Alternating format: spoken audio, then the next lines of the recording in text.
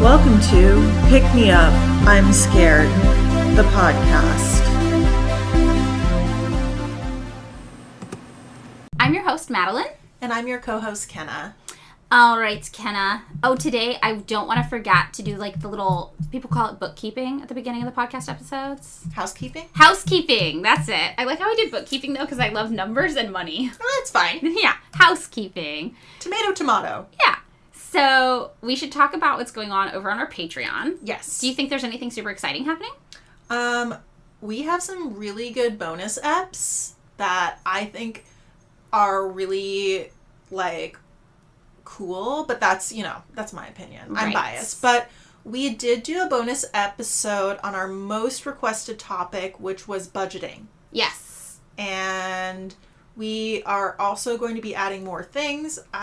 We answer messages over there. Usually it's me. Yeah, Kenna answers messages. Because I was gifted with customer service. No. I think the most exciting thing on our Patreon is the book club. Yes. Oh, the book club. Because people have been asking for us to, like, share what books we're reading because we talk about them a lot. Yes. And we actually did it this time. Yeah, we are reading a book. Yeah, we're reading a book. It's called Against the Written Word, and it's by Ian Sononius. And we've only posted our first 2 chapters of discussion from the book club, so it's easy to catch up if you want to join now. And it's me and our coworker and friend Lizzie reviewing chapters 1 and 2.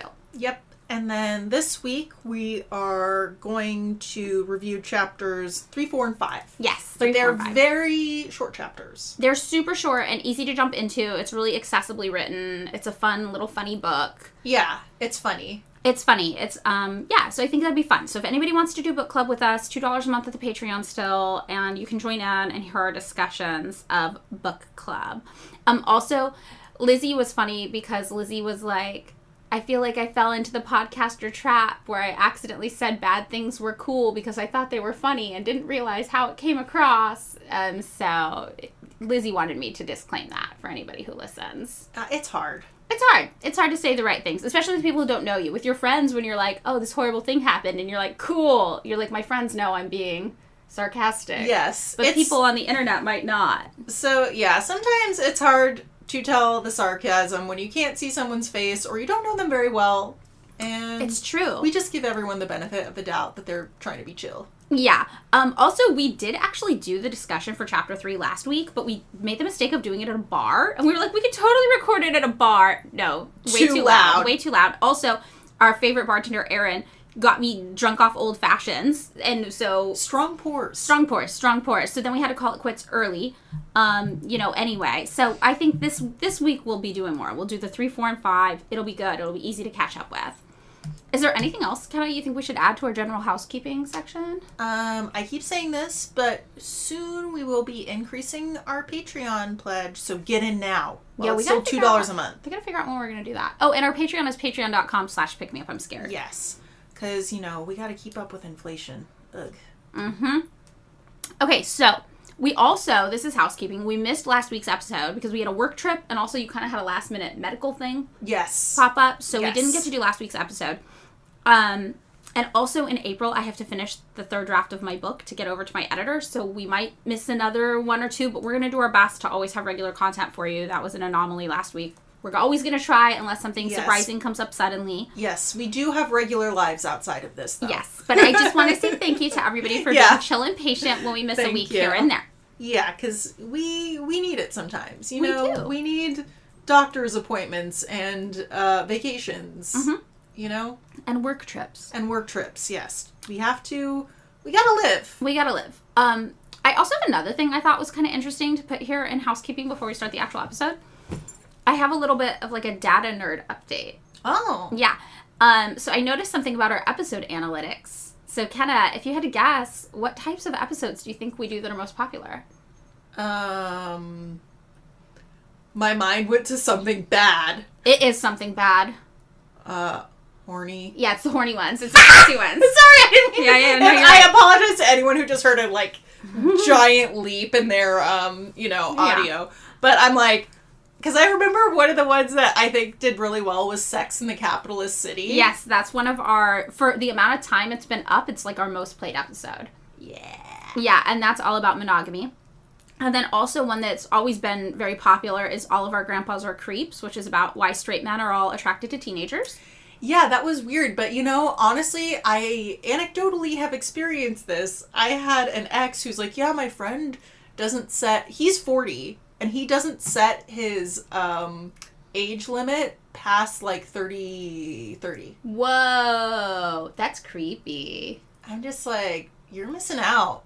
Yeah, that's really creepy. I recently reconnected with an old friend, and they made some comment about how they're like, well, most of the people I date are, within my age range. And I was like, oh, are you proudly telling me you're not a pedophile right now? Because this isn't the win you think it is.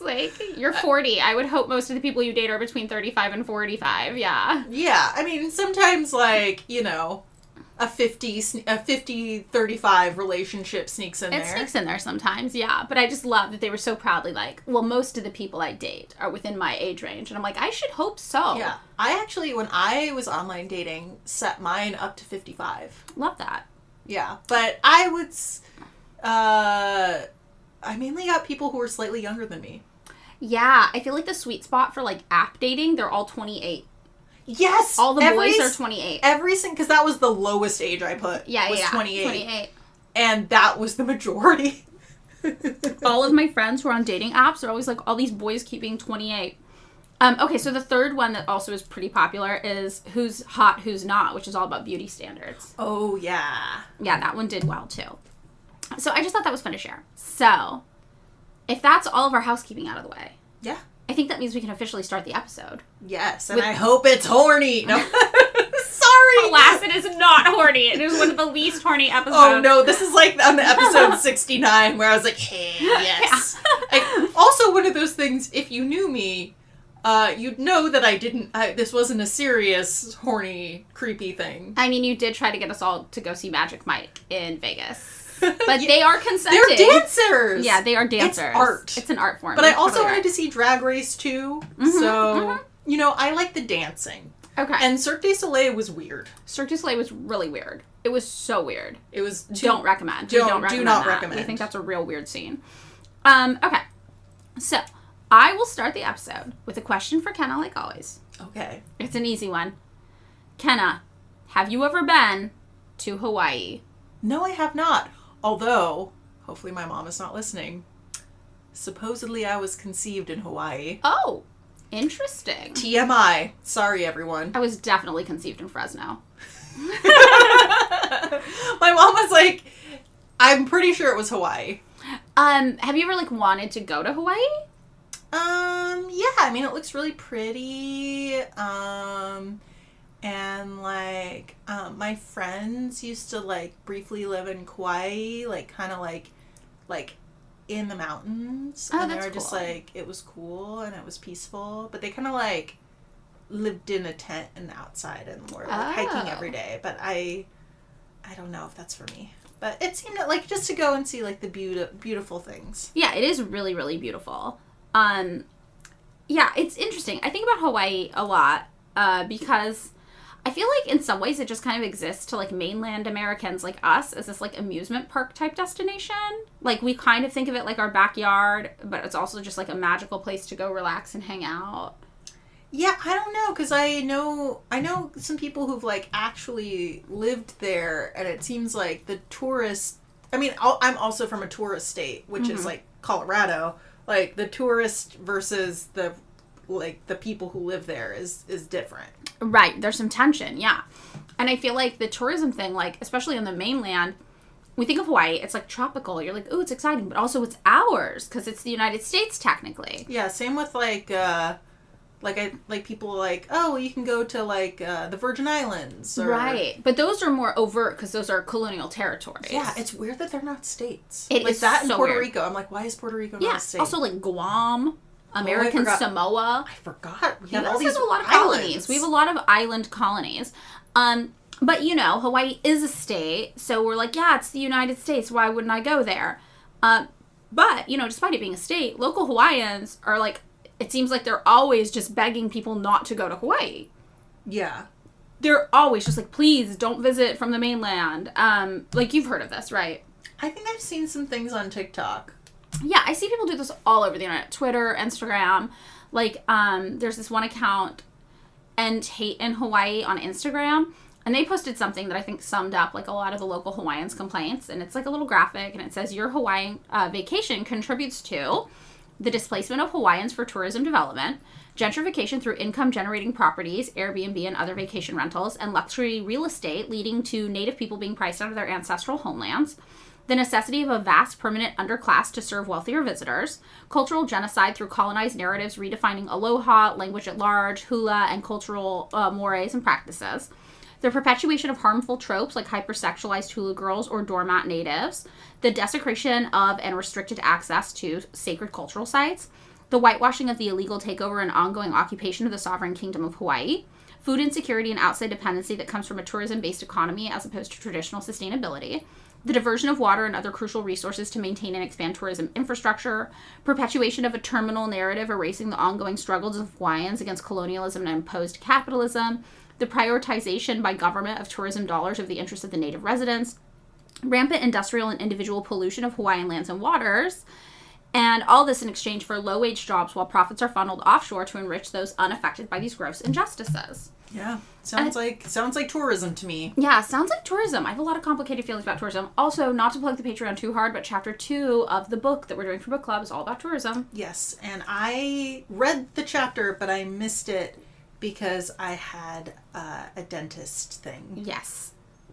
But yeah, all of this is true that there's like a lot of tourists visiting Hawaii every year. Like in July of last year, the average daily census on Hawaii Island, just the island of Hawaii, showed 43,203 visitors just in one day. Whoa. On the island of Hawaii, which is called the Big Island.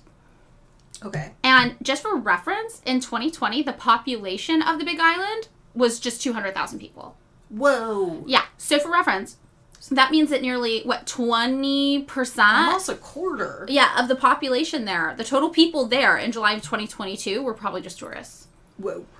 And in 2014, pre-pandemic, 8.3 million visitors went to the state of Hawaii in that year, the majority of whom were, yes, from just mainland USA. Wow. Mm-hmm.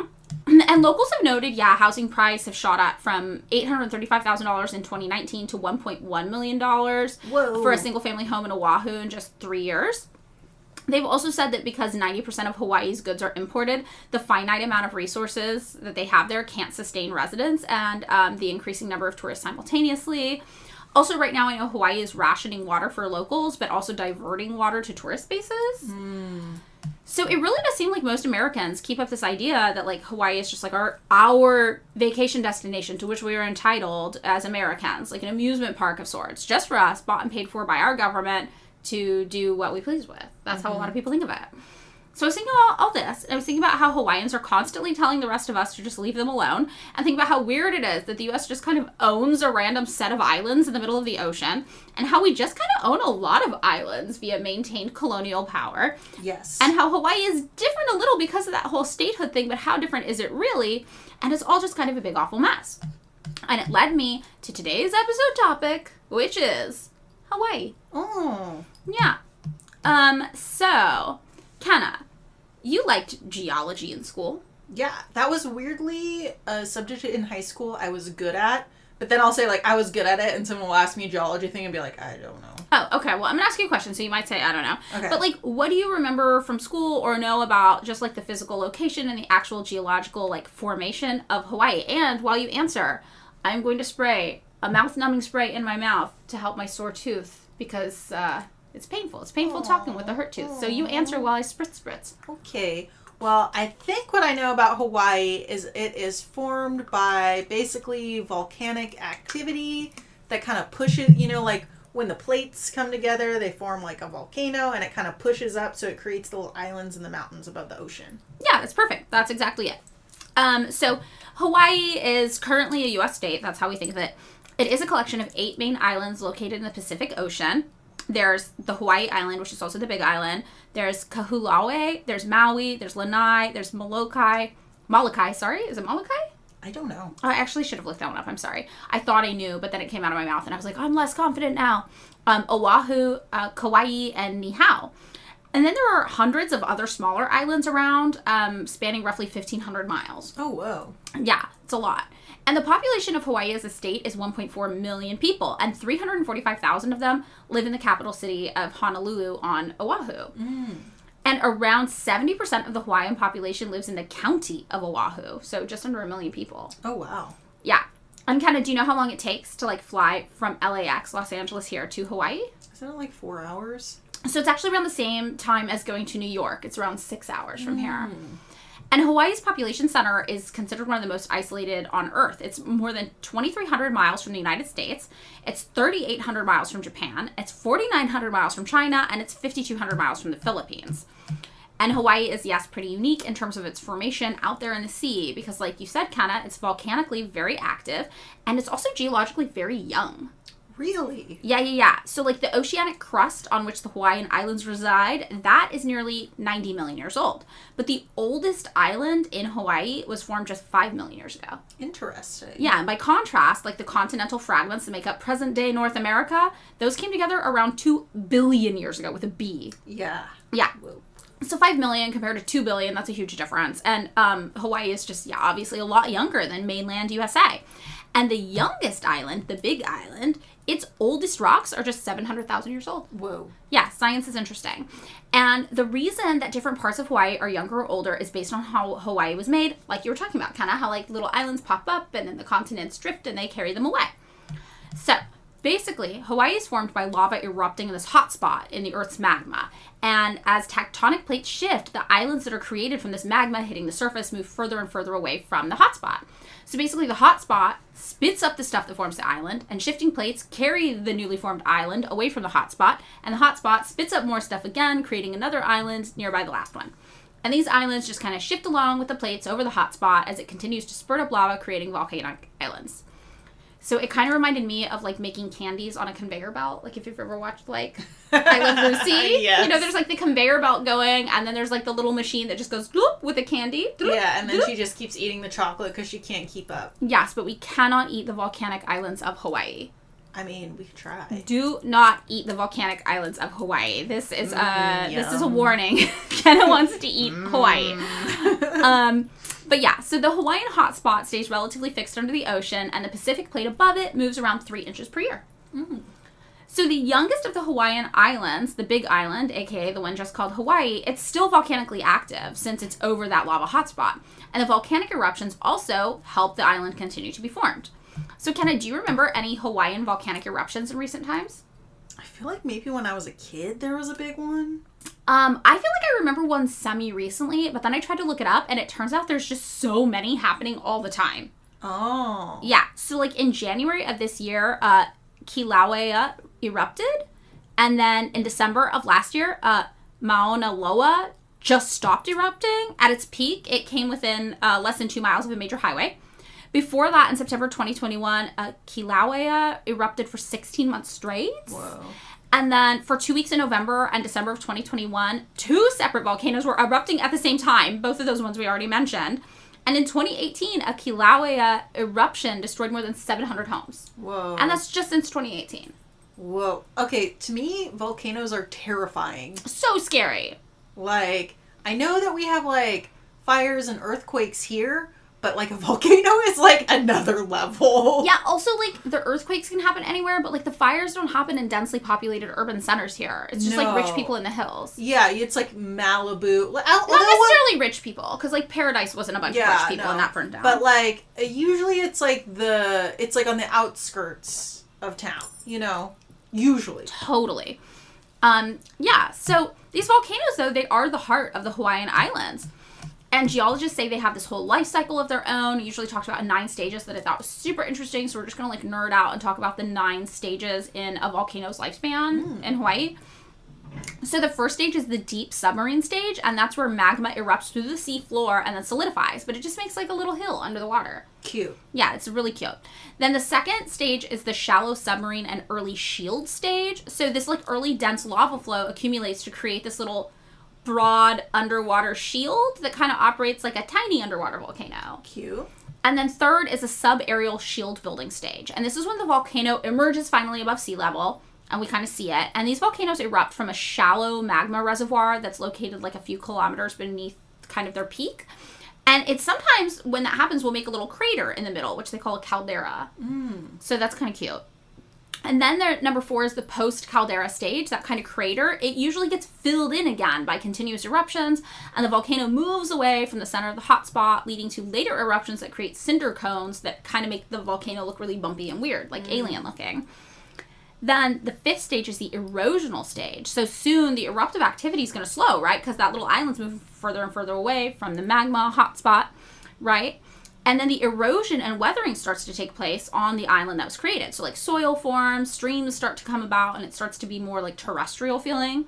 And then 6th is the reef building stage, which is just where like coral reefs grow around the new island and circling it. Cool. Which is super cool. Then 7 is the rejuvenated post-erosional eruptions. So like quite some time later, there might just be like this final episode of volcanic eruptions, which usually happen around the perimeter of the newly formed island. And people think maybe this is because there's like a loss of mass during the erosion, and then it decompresses magma below the surface, and then it just melts more, and then it creates another eruption, but it's just a theory. People aren't really sure why this happens. Then 8th is the atoll stage. You know what this is? So the islands drift further from the hotspot, and they start cooling down, and then the volcanoes become extinct, right? Because there's no magma under them anymore. But this means that the islands slowly start to sink, and the coral reef around the islands expands, and soon only the reef really remains above sea level. Huh. Yeah, and then the last stage, number 9, is the Goyot stage, and soon even the coral reefs will be like brought down below sea level, and they drown, and they become these flat-topped seamounts called goyots. And there's actually these things called the emperor seamounts, which kind of exist between the Hawaiian Islands as we think of them, and the islands off the edge of Alaska. You know how Alaska's like the big landmass, and then it's got the little tail of the islands? So Hawaii and those little things actually connect via these emperor seamounts, kind of. Whoa. Not fully connect, but those islands go in between the two. You know, I forget sometimes that I forget sometimes that the Earth is round. And I know, shocking development, right? Because we always look at the flat maps. Yeah. Also, I forget that Alaska is like way huger than our maps say it is. Oh, it's so funny because like I have a couple friends from Alaska, and I'd always be like, "Oh, Colorado's a pretty big state." They're like, "Sure." No, Alaska's like half the size of the United States or something. It's massive. Huge. Yeah. It's bigger than Texas. That's for sure. But yeah, ecologically speaking, Hawaii is just a really special place. Like, there are other active hotspots around the world, maybe between like 40 and 50 of them, but not all of them are in the ocean, and not all of them create volcanoes that reach above sea level to create these little islands and do this thing. So it's special. So, obviously, if the Hawaiian Islands are pretty young, people probably haven't been on them for too long, right? So you know, like, how people, like, traveled around when it was, like, Pangea and all the continents were together, and then there were, like, little land masses that emerged during, like, water levels receding and coming up, and people just kind of wandered. But, like, Hawaii never had that. Really? No. Because it was too new. Huh. Right? So the way that people got there, do you know who originally is thought to have settled it? Who? The Polynesians. Oh. Yeah, so we think the first people who settled the Hawaiian Islands were the Polynesians. So there's this geographical region called the Polynesian Triangle that kind of stretches from Hawaii to Easter Island to New Zealand. And Polynesians who were super skilled in making canoes and going on these long voyages over water traveled around within this Polynesian Triangle. And these canoes traveled over 2,000 miles of ocean, which is pretty remarkable. Whoa. Especially because it was happening like, 1,000 years ago. Whoa. Even further by some estimations. Whoa. Yeah, so the way that Polynesians migrated through the Pacific is considered pretty remarkable. Like, it goes back to the BC era even, at a time when Europeans were sailing close to the coastlines of the continents. We were, like, afraid, us white folk. We were like, oh no, what happens to the ocean? I'm terrified. We're going to fall off the edge. We're going to fall off the edge. Because the Earth is flat. No. And Jesus told me the Earth is flat.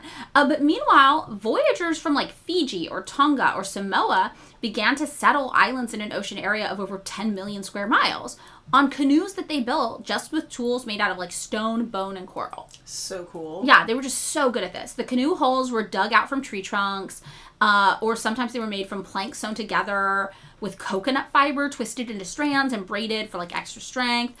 And if they had cracks and seams, they were sealed with coconut fibers and sap from, like, trees. And these boat captains also were expert navigators. They would paddle the boats when there was no wind. They would have sails set up to sail when there was wind. They were just super good at this. And when these voyagers came from other parts of, like, the Polynesian Triangle to Hawaii, They would settle with pigs, dogs, chickens. They'd bring vegetables and fruit. They'd bring taro, sweet potato, coconut, banana, and sugarcane. All the stuff they needed to, like, have a good life. So the first traveling Polynesians who are thought to have arrived probably came from the Marquesas Islands between the 4th and 7th centuries, followed by a second wave of immigrants that sailed from around Tahiti probably in the 9th or 10th century. Interesting. So when they got there, they're like, wow, Hawaii has got this, like, rich soil nourished by rain and volcanic ash. It's got all this abundant sea life because of the corals, right? And it has really clean trade winds. So it felt like this ideal place to have a home, and slowly the population of Hawaii grew. So for a while, travel continued more continuously within the Polynesian Triangle. But after a while, it grew a little less common, and for the next 500 years or so, Hawaiians remained relatively isolated, and this unique Hawaiian culture was able to develop. Now, obviously, they had things in common with other people from Polynesia, and this is something that, like, white explorers would find and be like, how are these people all speaking the same language? Or, like, how do these people have the same tools or the same art?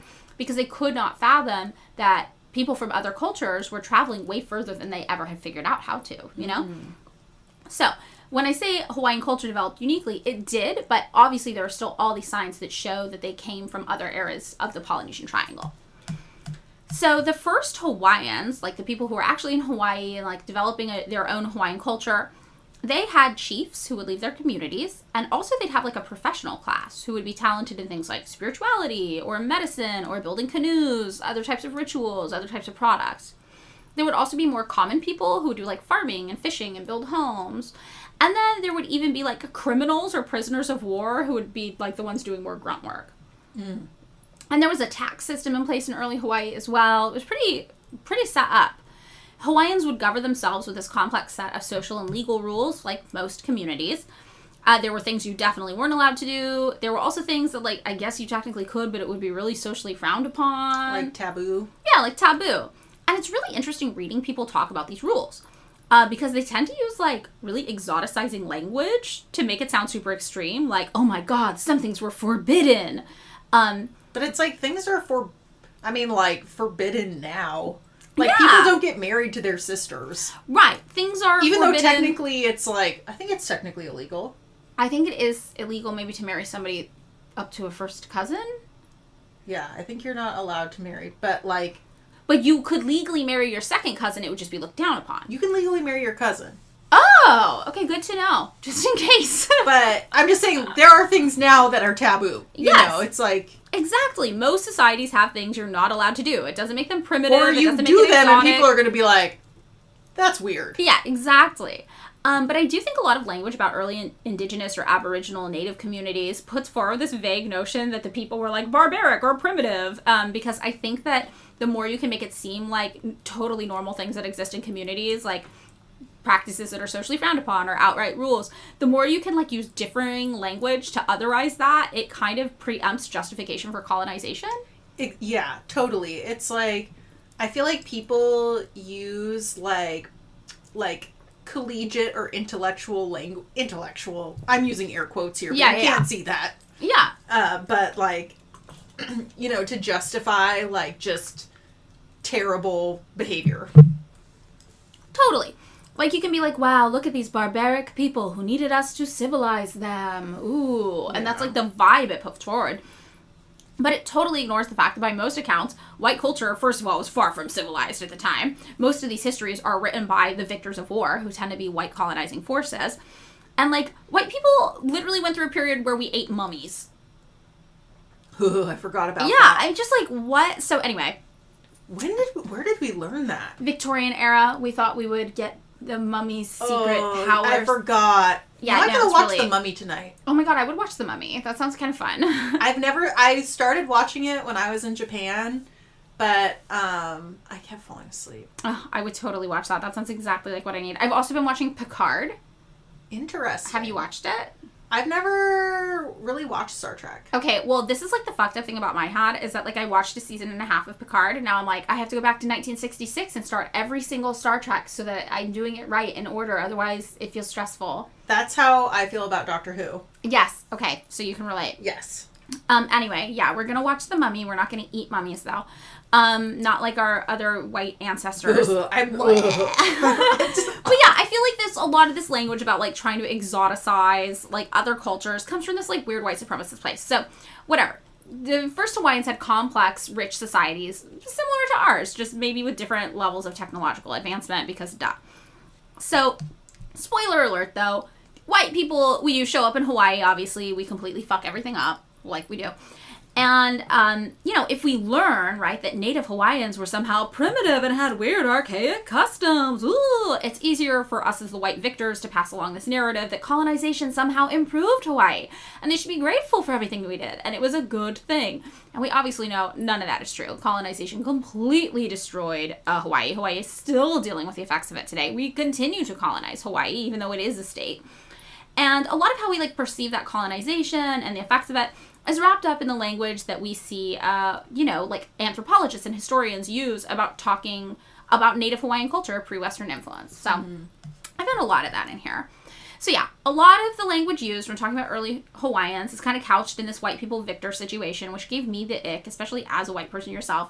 You see other people and you're like, we're not supposed to do that. Stop doing that. But the examples they gave of, like, social customs include maybe, like, women aren't supposed to eat pork or coconut or bananas. Those are man foods. Or sometimes they'd be like, women will eat this meal in a different space than men. And this is often painted as this, like, superstitious or even controlling thing. But if you think about it today, in Western white culture where we grew up, women are expected to eat salads while men eat steak. And that's a social convention. That's like a taboo, but not a rule, right? That's why when you watch romantic comedy, the quirky dream girl is like, I'll have a steak. And you're like, oh, she's breaking the rules. She's not like other girls. She's not like other girls. And we know that even though that's not an outright rule, like a law, it is a social convention that's been broken. And that's kind of the same types of things they had going on in Hawaii. Also maybe, for example, we have different bathrooms for women and men today, most places, right? Which is starting to go away. So that's really cool. That's better. But, it's maybe the same thing as early Hawaiians, men and women eating in different places. Not that different. Yeah. I keep thinking about Starship Troopers, where everyone just showers together. Right, yeah, separate showers. That's another example of, like, a social convention. So other customs and rules that early Hawaiians had, though, that actually would be shocking to us as capitalist Westerners, those were way cooler and way more interesting for us to talk about. Like, for example, early Hawaiians always ensured the conservation of resources by putting restrictions on the amount and types of, for example, fish you were allowed to catch, the amount and types of seeds you were allowed to plant, and the harvesting of crops. Like, the goal they always had was sustainability for the future. And if you were too selfish and you broke these rules and it threatened the sustainability of things like fishing or farming in the future for the whole community, you would become a criminal on the lowest rung. Like, that, you violated a law. And if it was egregious enough and threatened the survival of everybody else in your community, you might even just be sentenced to death. Like, that could be a death penalty thing because you're affecting the lives and ability for everybody around you to live. And, coming from the capitalist mindset, that's like, whoa, shocking, because we do none of that. Our whole mindset is like, get everything you can as fast as possible for yourself and worry about the rest later. Right. So I thought that was really cool. Just that there's, in a lot of indigenous cultures, we see this, obviously. And there is some conversation about how, like, Hawaiians aren't an indigenous culture. They're an aboriginal culture. And, like, that language is important. So, like, you say native or aboriginal rather than indigenous. But yeah, I think we see that in mainland indigenous cultures as well. This idea that you're the steward for the land. So there's a phrase in Hawaiian that translates to, the land is chief and mankind are its servants. And I think it sums up, like, native Hawaiian ideas, the land and the environment, it's all there under our care to be nurtured. So daily life in general for Hawaiians early on, it was very community focused before white people showed up. Villagers would fish, collect seaweed and salt, they'd raise livestock. And early Hawaiians were really good at this. They built highly productive fish ponds. They built aqueducts to, like, irrigate these terraced taro patches. They even had, like, 3-acre temples with 50-foot-high rock walls. Farmers would cultivate more than 400 different varieties of taro, which is their staple food. Whoa. Yeah, and they had 300 different types of sweet potato and 40 different types of banana. Whoa. And each variety served a different need. Like, some were drought resistant, others were medicinal, others were good for, like, baby food. So yeah, they were really, really good at this. Their societies were complex and very developed. And men also would have, like, certain cultural like culturally, not imposed, but like culturally regulated tasks they would do, like men's work, women's work. They did a little of that.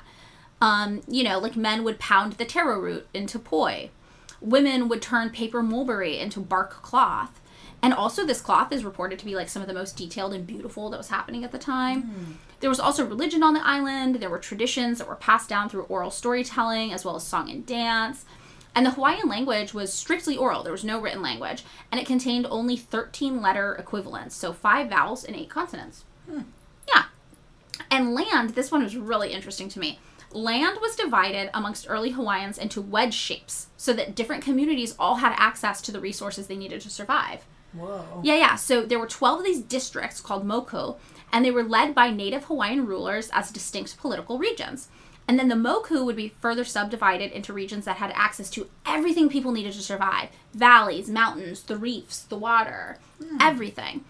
And each island kind of came to be known for one specific thing as the cultures on the islands nearby developed in Hawaii. Like Oahu became known for making cloth. Maui became known for its canoes. And eventually, all of the islands kind of came together under 4 distinct chiefdoms. There was Hawaii, Maui, Oahu, and Kauai. So, things are all going great, right? Like most native populations, the Hawaiians are doing pretty all right until, what happens? I'm guessing colonizers. Yeah. Europeans show up. Yeah. Our people, our predecessors show up. So, 1778, doom and destruction strikes. British captain James Cook comes upon the islands. Ooh, I think I know this guy. Yeah. Now, a lot of people think that Cook was the first Westerner to come to Hawaii, but some other people think that the Spanish explorer named Juan Gaetano actually came first way back in 1555. And they think that Cook might have used this 200-year-old Spanish map to look for Hawaii. Interesting. And historians do know they've seen Spanish maps from the 1500s with the Hawaiian Islands on them, so this story could be true. Gaetano could have been passing through the northern part of the Pacific Ocean and just like stumbled upon the islands by accident. We're not entirely sure. Whatever the case, whether it was intentional or not, we know that the moment that really fucked up native Hawaii was the moment that James Cook specifically arrived there in 1778. Whether he was first or not, he was definitely the catalyst for a lot of horrifying things that would follow. Dun dun dun. Yeah.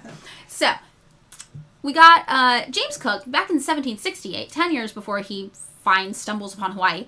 He is a surveyor in the Royal Navy in England. And he's commissioned as a lieutenant in command of the HMS Endeavour and leads an expedition that took scientists to Tahiti to chart the course of the planet Venus, which ties in with our astrology episode we just did last week, right? People were really into astronomy. So in 1771, then, he returned to England, having explored the coast of New Zealand and Australia, and he actually had circumnavigated the whole globe. Beginning in 1772, he next commanded this major mission in the South Pacific, and during the next 3 years, he explored the Antarctic region, charted New Hebrides, discovered New Caledonia, and in 1776, he sailed from England again as commander of the HMS Resolution and Discovery on his 3rd voyage of Pacific exploration. So, this time, he was trying to find the Northwest Passage. So he was going to sail around the Horn of Africa, through the Indian Ocean, south of Australia, before heading north towards the northwest coast of America. So we've got this British guy, Navy guy, through and through, lots of experience. And yeah, his main job on this mission was to find the Northwest Passage. So while on this mission, on January 18th, 1778, Cook's crew sights this unknown mountainous island in the distance. Which we later would know was the island of Oahu. And then a little bit later, they're like, there's this other island nearby, which we know is Kauai. And because of the direction of the winds, the crew was like, let's check out Kauai. It's going to be easier for us to get to. They're right next to each other. We're going to see what's going on. So it takes them 2 days. So 2 days later, Cook sends out Lieutenant John Williamson to go out to the shore from his big boat with 3 smaller boats to find a landing place and fresh water and see what's up. So Williamson returns and is like, hey, there's an area we can anchor here, there's a beach, and there's a little village next to it with a lagoon of fresh water. So Cook anchors a mile off the beach on the island of Kauai and goes ashore with 3 boats, all full of armed men, just in case. So he meets these local villagers and chiefs, and they're actually really nice. They're really nice to him. And the following day, he goes up the island's valley, seeing like, oh yeah, there's other native people here. There's temples. There's cultivated trees. There's crops. He notes all of this. They've got a pretty good society going on. They're doing a lot of work, and it's working out for him. So then Cook trades some iron with the locals. Also, reportedly, his sailors traded iron nails for sex with the local women.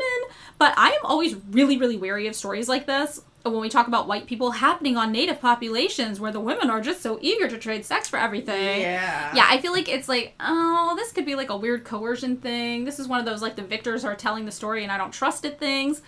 But a lot of people mentioned this, so whatever. We're going to say it, but consider the very real possibility or even probability this was actually scary and awful and coerced in some way. So, Cook is like, these islands are great, and he names them the Sandwich Islands. They already had a name. They were already called Hawaii back then. But he's like, no, they're the Sandwich Islands, which is just like the most hilariously European British name you could think of. And it's in honor of John Montagu, who was the Earl of Sandwich and one of his patrons on these journeys. And he invented the sandwich. And he invented the sandwich, which, I love a sandwich. We're not going to be mad at a sandwich. So at the time he landed, Cook was looking around, exploring, taking notes, and he estimated the population of Hawaii to be around 400,000 people. Wow. Yeah, a lot of people. Now historians think it could have been as high as 900,000 people. Oh, wow. Yeah. So this kind of happens, and then the ships continue on their journey away from Hawaii to try to find the Northwest Passage.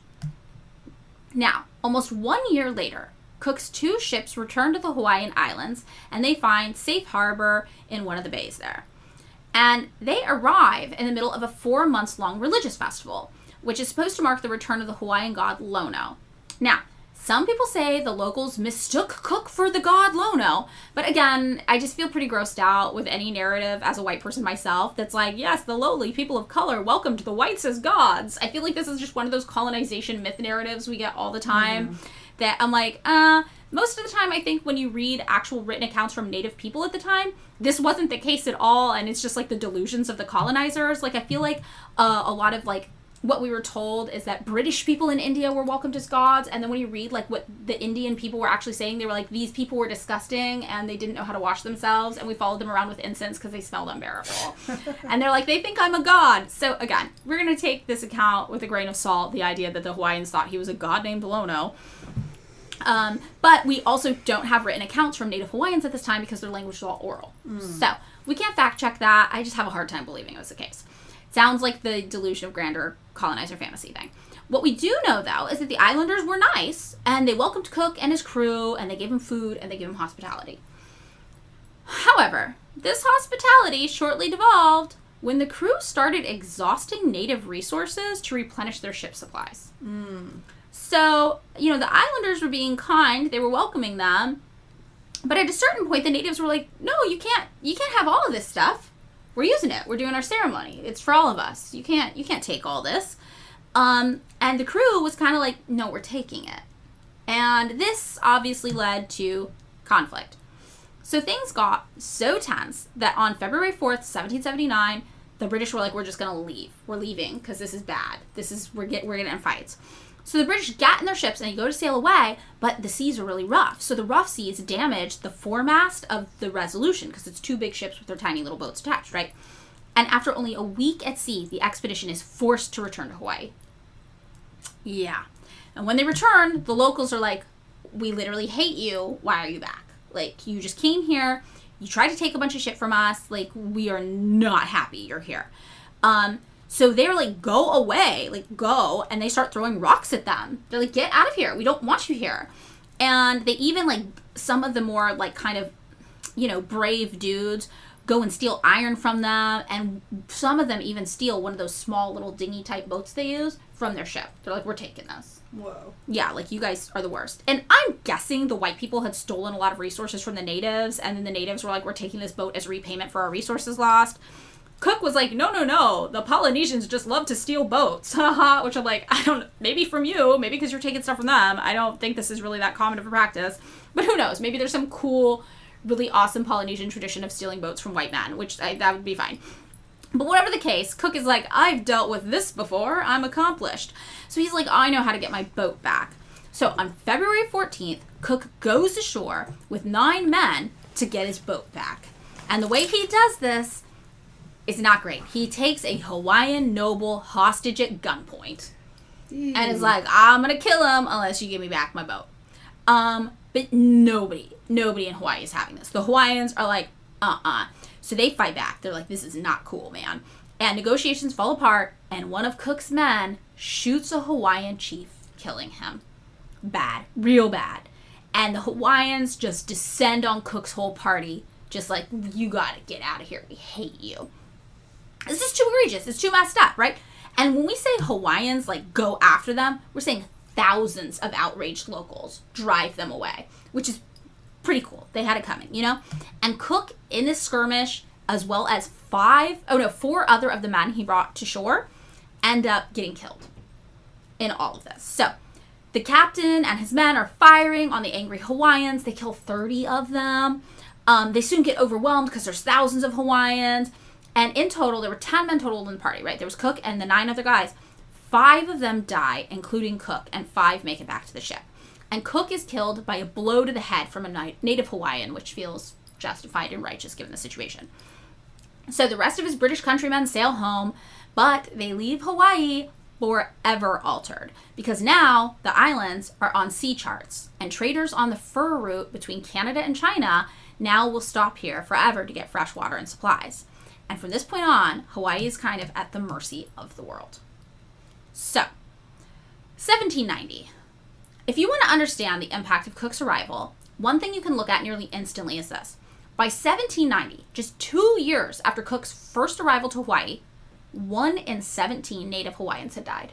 Whoa. Yes, and this is major. We find that when societies have contact with outsiders, they encounter new diseases they aren't equipped to handle, they haven't built up natural immunities in their groups. There's also violence and pillaging at the hands of these aggressive capitalists concerned more with resource accumulation than humanity. And we kind of see all this happen in Hawaii really fast. Like, 1791, just 1 year after that 1790 kind of figure about the 1 in 17 native Hawaiians, we see evidence of this drive towards just like resource accumulation with this one really poignant example, which is sandalwood. Like in 1791, an American named John Kendrick filled his ship up with so much sandalwood and sailed it to China, and it became a huge hit on these trade routes. And by 1825, Hawaii's sandalwood groves were completely gone. Whoa. Yes. And the year after Kendrick started seizing sandalwood from Hawaii, we have another just kind of example to illuminate this point. Captain George Vancouver introduced new livestock to the islands, cows and sheep. And Kenna, can you guess what happened? Didn't do so well. Yeah, they became an invasive species. Well, it's funny how, like, things you don't think as becoming invasive species will become. Oh, yeah. They ventured out to, like, graze in the island's native forest. They procreated a bunch. They took over. They depleted foliage. They were reproducing like wild. A king later had to send for cowboys from Mexico and Spain to come round up the wild livestock, which, fun fact, is why Hawaii has something of a cowboy tradition. Interesting. Yeah, it's interesting. By 1800, we really see that once Hawaii has hit these trade maps, people are just taking whatever they can get from the land and the people. So by 1800, just 12 years after Cook's arrival, the native Hawaiian population had declined by 48%. Whoa. This that's happened like half. fast. Yeah, this happened really, really fast. So by 1810, Europeans and Americans have been showing up in Hawaii for a few decades, and something significant happens. Kamehameha becomes the king, and he's the first in a line of kings that would follow, and he has this vision to unite every Hawaiian island under one kingship. So he uses these trade opportunities with the Europeans and the Americans to try to acquire advanced military technology. And through a series of battles and negotiations, he is able to successfully unify Hawaii under one kingdom. Remember, before it had been 4. Oh. Meanwhile, Americans begin to be increasingly present on the islands. Like, in the early 19th century, while this is going on, the American whaling fleet begins to winter in Hawaii regularly. The islands are getting visited with mounting frequency from explorers and traders, and even just, like, people who wanted to go on adventures from the United States. With them, though, they brought syphilis, measles, and other diseases that continued to decimate the native Hawaiian people.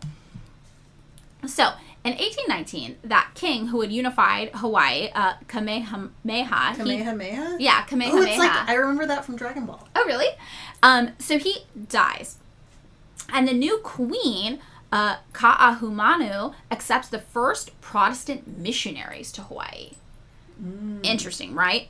So, the queen isn't naive. She's widely regarded to be this astute politician. She was the wife, right, of the king who unified all of Hawaii. She saw that strategic trading with the Europeans had helped her husband obtain the firepower necessary to unite Hawaii. She also reportedly had a lot of conflict with her previous husband. Like, she told this one story where she was so mad at him, she ran away to a village and, like, hid by, like, the ocean under a rock, and then, like, the husband just, like, came and burned down the whole village looking for her, and then eventually they found her and her dog and, like, dragged her back. She's just like, this man, whatever. But she's powerful. She's a politician, you know? So she sees that, like, okay, my husband was a strategist, he was really successful, and he did this by using the Europeans and the Americans to our advantage, so I'm going to do that too. So she also, though, is kind of mad at her husband. She's kind of like, men, you know? So she starts to kind of do this, like, women liberation thing on the island. She's like, we don't eat separate anymore. We don't do that. And starts breaking down a lot of these gender-based kind of cultural norms. But the one thing she does that's not so progressive is she does end up adopting Christianity. So she's really welcoming to all these Christian missionaries. So the Reverend Hiram Bingham and his fellow missionaries, for example, arrive in 1820. And like 15 more companies of New England missionaries come to visit. And because of this, a lot more changes start happening rapidly on the islands from this point on. Now, by this time, it's just 40 years after Cook first landed. And the population of Hawaii has been diminished from between 400,000 to 900,000 people, depending on your source, to just 150,000 people. Whoa. Yeah. And the presence of these missionaries here is not going to help. Over the next 40 years, Christian missionaries established churches and congregations throughout the Hawaiian Islands, while also seeking to westernize the native Hawaiians, destroying their local culture. Like, they forced them to wear Western clothes, they even banned the dancing of the hula. And these missionaries, they're not there for just a little bit. Like, they set up roots. They marry Hawaiians, they stay in the islands, they further cement their Western interests. And again, I am skeptical anytime I hear colonization stories where they say they marry a local. Like, I just can't trust that's not coerced, you know? But whatever the case, children of these missionaries stay in Hawaii, and they go on to become business leaders and politicians there advancing American interests. So these missionaries coming in is pretty significant. And more European and American whalers also arrive in the 1820s, transforming Hawaii to this, like, cash-based economy. And on top of that, this decade marks the beginning of a switch to an agricultural economy based on crops, notably sugar and coffee. And the plantations used to kind of grow these things are all run by foreign wealthy white American and European planter classes on the island. Now, this is major and cannot be ignored, right? We have literal foreign interests popping up to set up profitable businesses on Hawaiian soil. And they can because nobody really knows what to make of this. Like, nobody's really stopping them. You know, so far, the king before her and the current queen, they're kind of okay with these foreigners more than any other leaders in the past had been, because they're like, well, we can kind of use them to our advantage. But they had no way of knowing, like, what the plantation owners would eventually do to Hawaii. So these plantations pop up, and guess what? These fruit and sugar plantations, they require workers, and most of the native Hawaiian population has died. So plantation owners start to do what capitalism does best and exploit immigrant contract plantation workers from other countries looking for better economic opportunities. So they start importing exploited laborers from China starting in 1852, Japan in 1885, and Portugal in 1878, all of whom also set up residence on the Hawaiian Islands. So by 1824, the queen's son is appointed king, King Kamehameha II. And he decides to strengthen relations with Britain. Of course, his dad had used the European to his advantage, so he travels to England to meet with King George IV in an effort to strengthen Hawaii's ties with Britain, and also to get recognition of Hawaii as its own formal nation state. He's like, these people, these Europeans, they gotta recognize us as a country. I want to be a player on the world stage. But on this trip, his wife actually contracts measles and dies in London, which is really sad, on July 14th, 1824. And obviously, this completely ruins the trip. Kamehameha II never gets to meet with King George IV. And this is really one of those who knows what could have happened moments, because, like, it's possible if they'd met, Hawaii would have secured the support of England in a way that helped them maintain their sovereignty in the future. But we had no way of knowing what could have been. We only know that Hawaii would soon lose all control over its own destiny to the hands of a few greedy American plantation owners and businessmen. Wow. Not surprised. Not surprised. So, 1835, the first sugar plantation opens up on Kauai. And sugar is notoriously hard to grow, right? It uses a lot of water. So it's pretty major that they're able to grow sugar here. And the Hawaiian Islands start to get this like international reputation for being prime agricultural land. And that's appealing. So more and more people start to come here to grow stuff. And that gets us to the 1830s and 1840s, right? Not even 100 years after Cook landed on the islands. And everything is already so different. We've got these Christian missionaries doing their best to destroy native culture and westernize Hawaiians and make everybody wear Western clothes. We've got the rapidly diminishing Hawaiian native population. We've got plantation owners from the USA and Europe taking up land. And soon, a small but powerful white minority starts to exert greater and greater power over the Hawaiian monarchy. And this leads us to the next king, which is Kamehameha III. And he's like, wait a minute. These white people, these capitalists, are doing this thing we're not familiar with. They're saying they own the land. And this isn't something that Native Hawaiians really conceptualized before. They're saying they own the land, and because of that, they can use it however they want, not to help people eat or live, but to make money off it for themselves. So he's like, this is actually pretty bad and scary, and we need to set up a new system that kind of mirrors Western systems of land ownership so that we can own the land. Because otherwise, these white people are just going to come here and claim they own it all and take it all from us. So socialism, basically. Yeah. So he's like, look, we're going to divide the land into thirds. 1/3 is going to go to the Hawaiian monarchy, 1/3 is going to go to the chiefs, and 1/3 is going to go to the people. But the people have to lay claim to their land.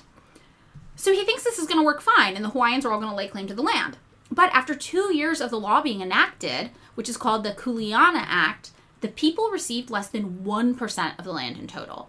Because many Hawaiians who were completely unfamiliar with the concept of private ownership of land made no claim at all. They're just like, why would I want to do that? I don't understand. And Kamehameha III really sees Hawaiian sovereignty start to be challenged from both the French and the British. And meanwhile, he's still doing his best to empower Native Hawaiians and kind of fight back against this colonization without getting everyone killed. So in the face of this like occupation by white forces in Hawaii, he still manages to do some really great things. For example, he launched a nationwide literacy campaign that transformed Hawaii from like 0% literacy in 1820 to one of the most literate nations in the world with a 91 to 95% literacy rate in just 14 years. Whoa. Yeah. He also did great things for education on the whole.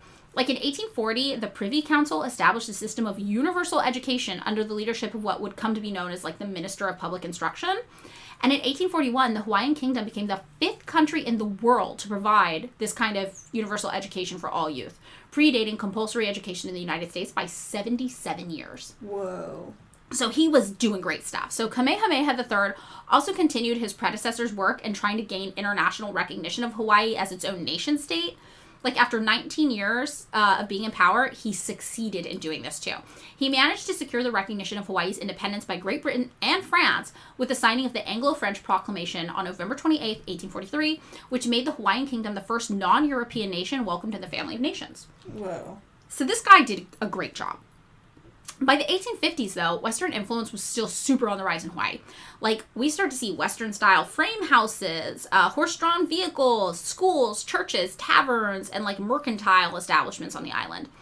And more harrowing, the native population by the 1850s was reduced to just 70,000 people. Whoa. Yeah. And natives still, though, accounted for 97% of the island's total population. There were just, like, way fewer people overall. But, you know, this is obviously a really significant number.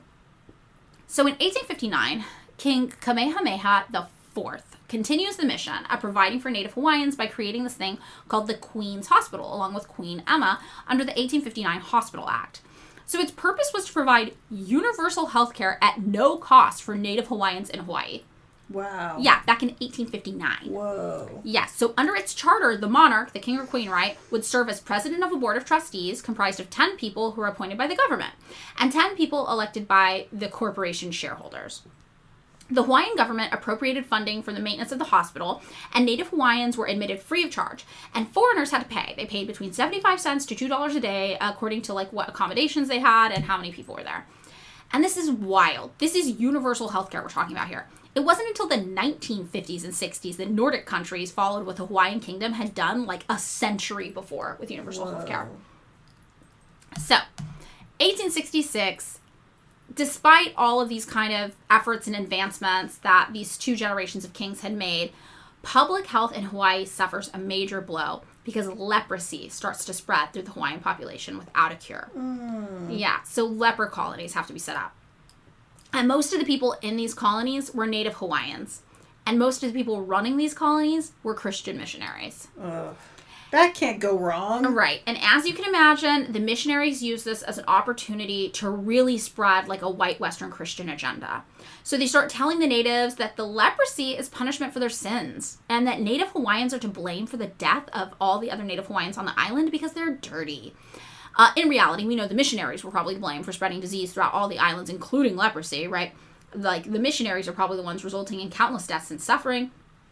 But the missionaries at this time used it as an opportunity to call for increased efforts to, quote-unquote, civilize the Aboriginal Hawaiian people, which basically just means try to make them Western. We know they were already civilized, whatever that means. So they tried to change not only their religious practices, but also their clothing and culture and overall way of life. And by 1890, more than 1,000 people were living in these leper colonies, just getting indoctrinated with this heavy, like, white Western narrative.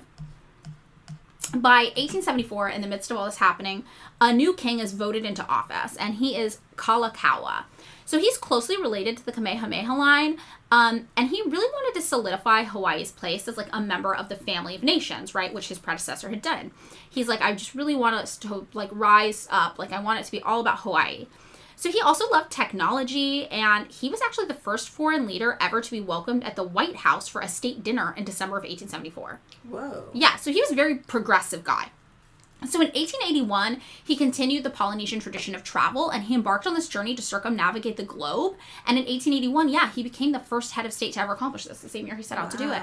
So he was just an adventure guy. He loved Hawaii, he loved Hawaiian culture, he loved technology, he loved progress, and he wanted to meld them. And part of doing this is that he wanted to build strong diplomatic ties with other countries and then learn new ideas while on his journeys that he could implement back home.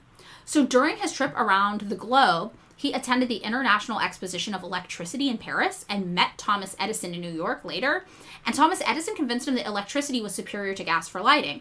So we went back home and he had electric light bulbs installed at the Royal Palace in 1886 in Hawaii. 5 years before the White House did the same. Wow. Yes. And Honolulu's streets got electric lighting less than 2 years later. And by 1890, approximately 800 private residences had electricity, well before other countries. Wow. Yeah, so this guy, King Kalakaua, sorry, I typoed it wrong, and I was like, that's not right. His goal was to promote all things Hawaiian and grow the nation of Hawaii by reinvigorating cultural practices. So he wanted to bring back hula dancing. He wanted to bring back local music. He wanted to bring back traditional healing methods, genealogy, which had been like this art of Polynesian culture. He also wanted to bring back traditional storytelling and like oral tradition. So a big part of all of this, obviously, was promoting the use of the Hawaiian language. And he was pretty popular. Hawaiians liked him. They liked their culture. They liked that somebody was sticking up for them. And other heads of state around the world liked him too. However, there was this group of people in Hawaii that did not like him. Let me guess, the plantation owners. Yeah, it was a bunch of white people. They were called the Missionary Party. Ugh. Yeah, that's exactly what it sounds like. Sounds bad. It sounds like a bunch of people who are like, the most, like, boring, like, judgmental, missionary position. No, just joking. It's fine. They were a group of missionary descendants who were knee-deep in the business affairs of the island from a colonial perspective. You remember how I talked about how all the missionaries, they stayed, they settled, they had kids, and all their kids got involved in all the plantation business stuff? This is them. And this missionary party, they get really threatened by the king. They were also sometimes called the Reform Party, which fits because, remember, they were part of the people trying to reform Hawaii by eradicating every bit of native culture they could. They really wanted Hawaiians to just assimilate to the West. So they were like, we have to do something, or this guy is going to retake Hawaii for Hawaiians. And they formed something called the Hawaiian League, which is an armed group with the aim of protecting the settlers' business interests and the belief that, and this is a quote, the native was unfit for government and his power must be curtailed. Yeah, yikesy. Real bad. Real fucked up.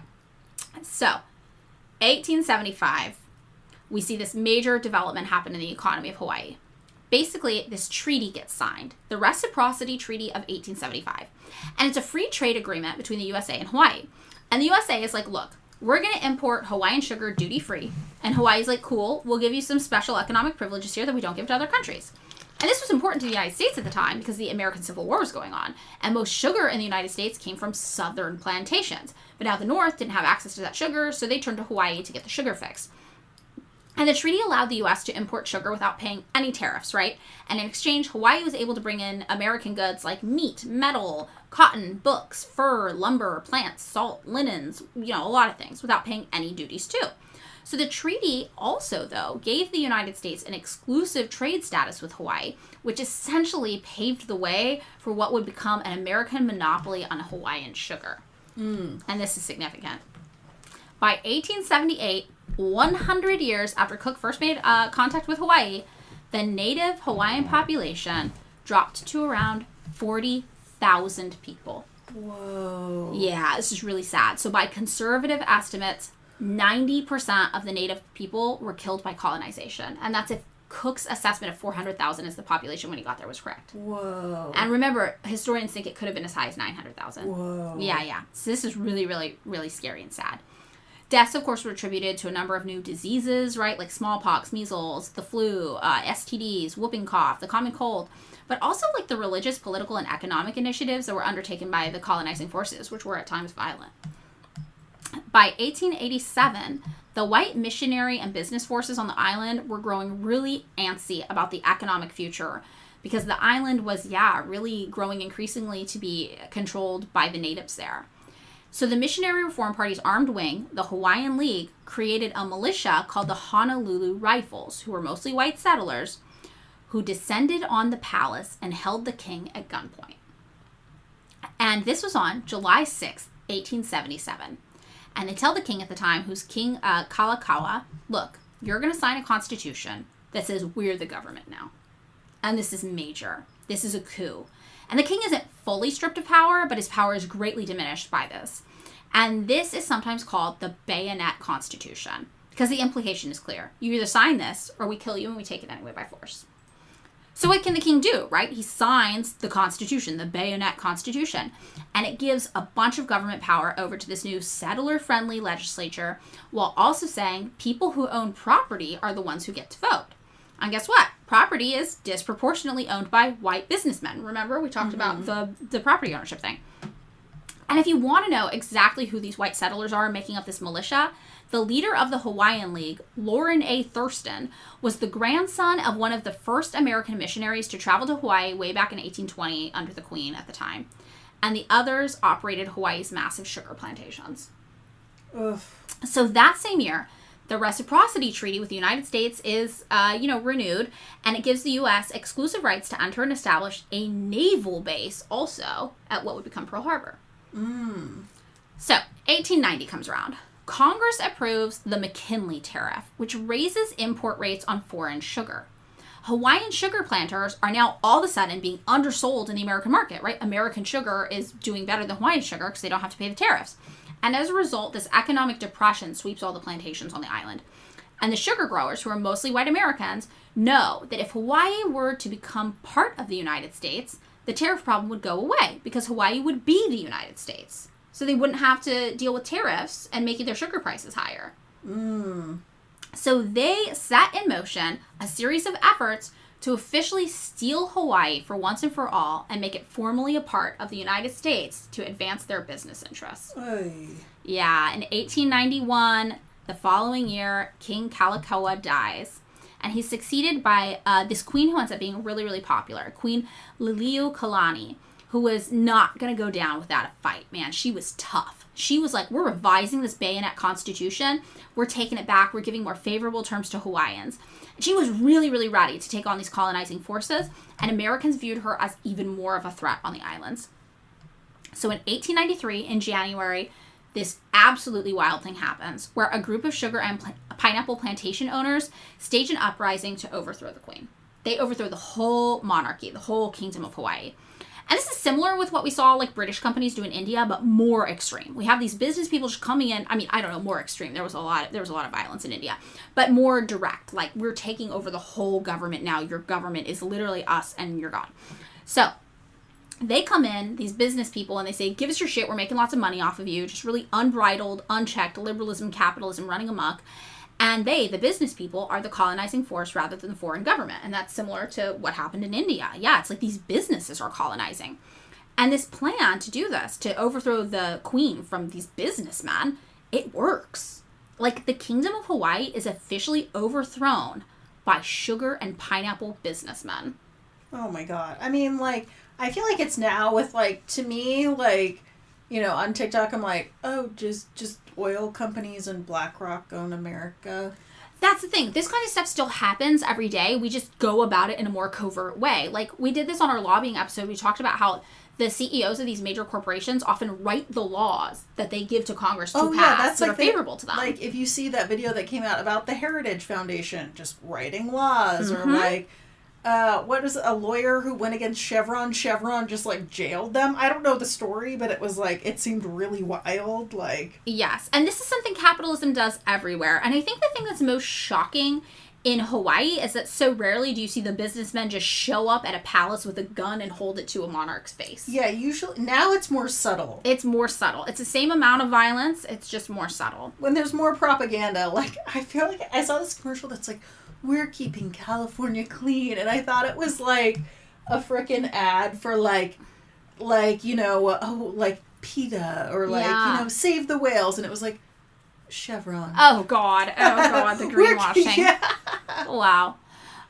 Okay, so this coup in particular, here's how it went down according to a January 29th, 1893 edition of the New York Times.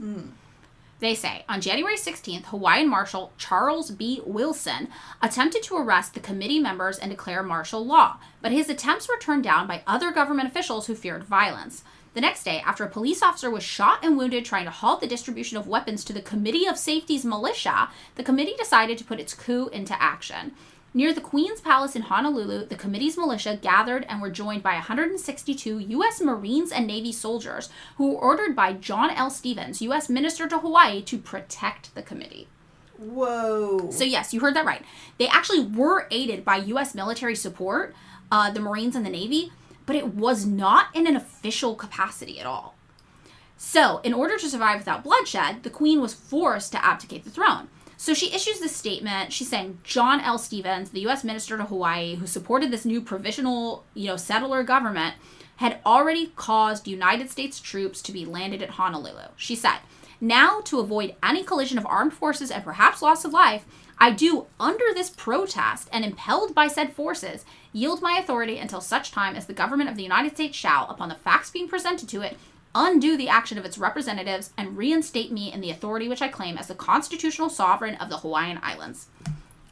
So she's basically like, look, these people are making me abdicate under threat of violence. I don't want people to die, but I trust the United States is going to come collect its own when they see all this evidence and realize, like, I'm the rightful leader of this country, and these people need to be gotten out of here. So meanwhile, in Washington, the United States, Grover Cleveland is president at the time. And remember, the Marines, the Navy, the people that were there, they weren't really there in that official capacity. So this was all pretty sketchy. And to his credit, Grover Cleveland was actually a really outspoken anti-imperialist.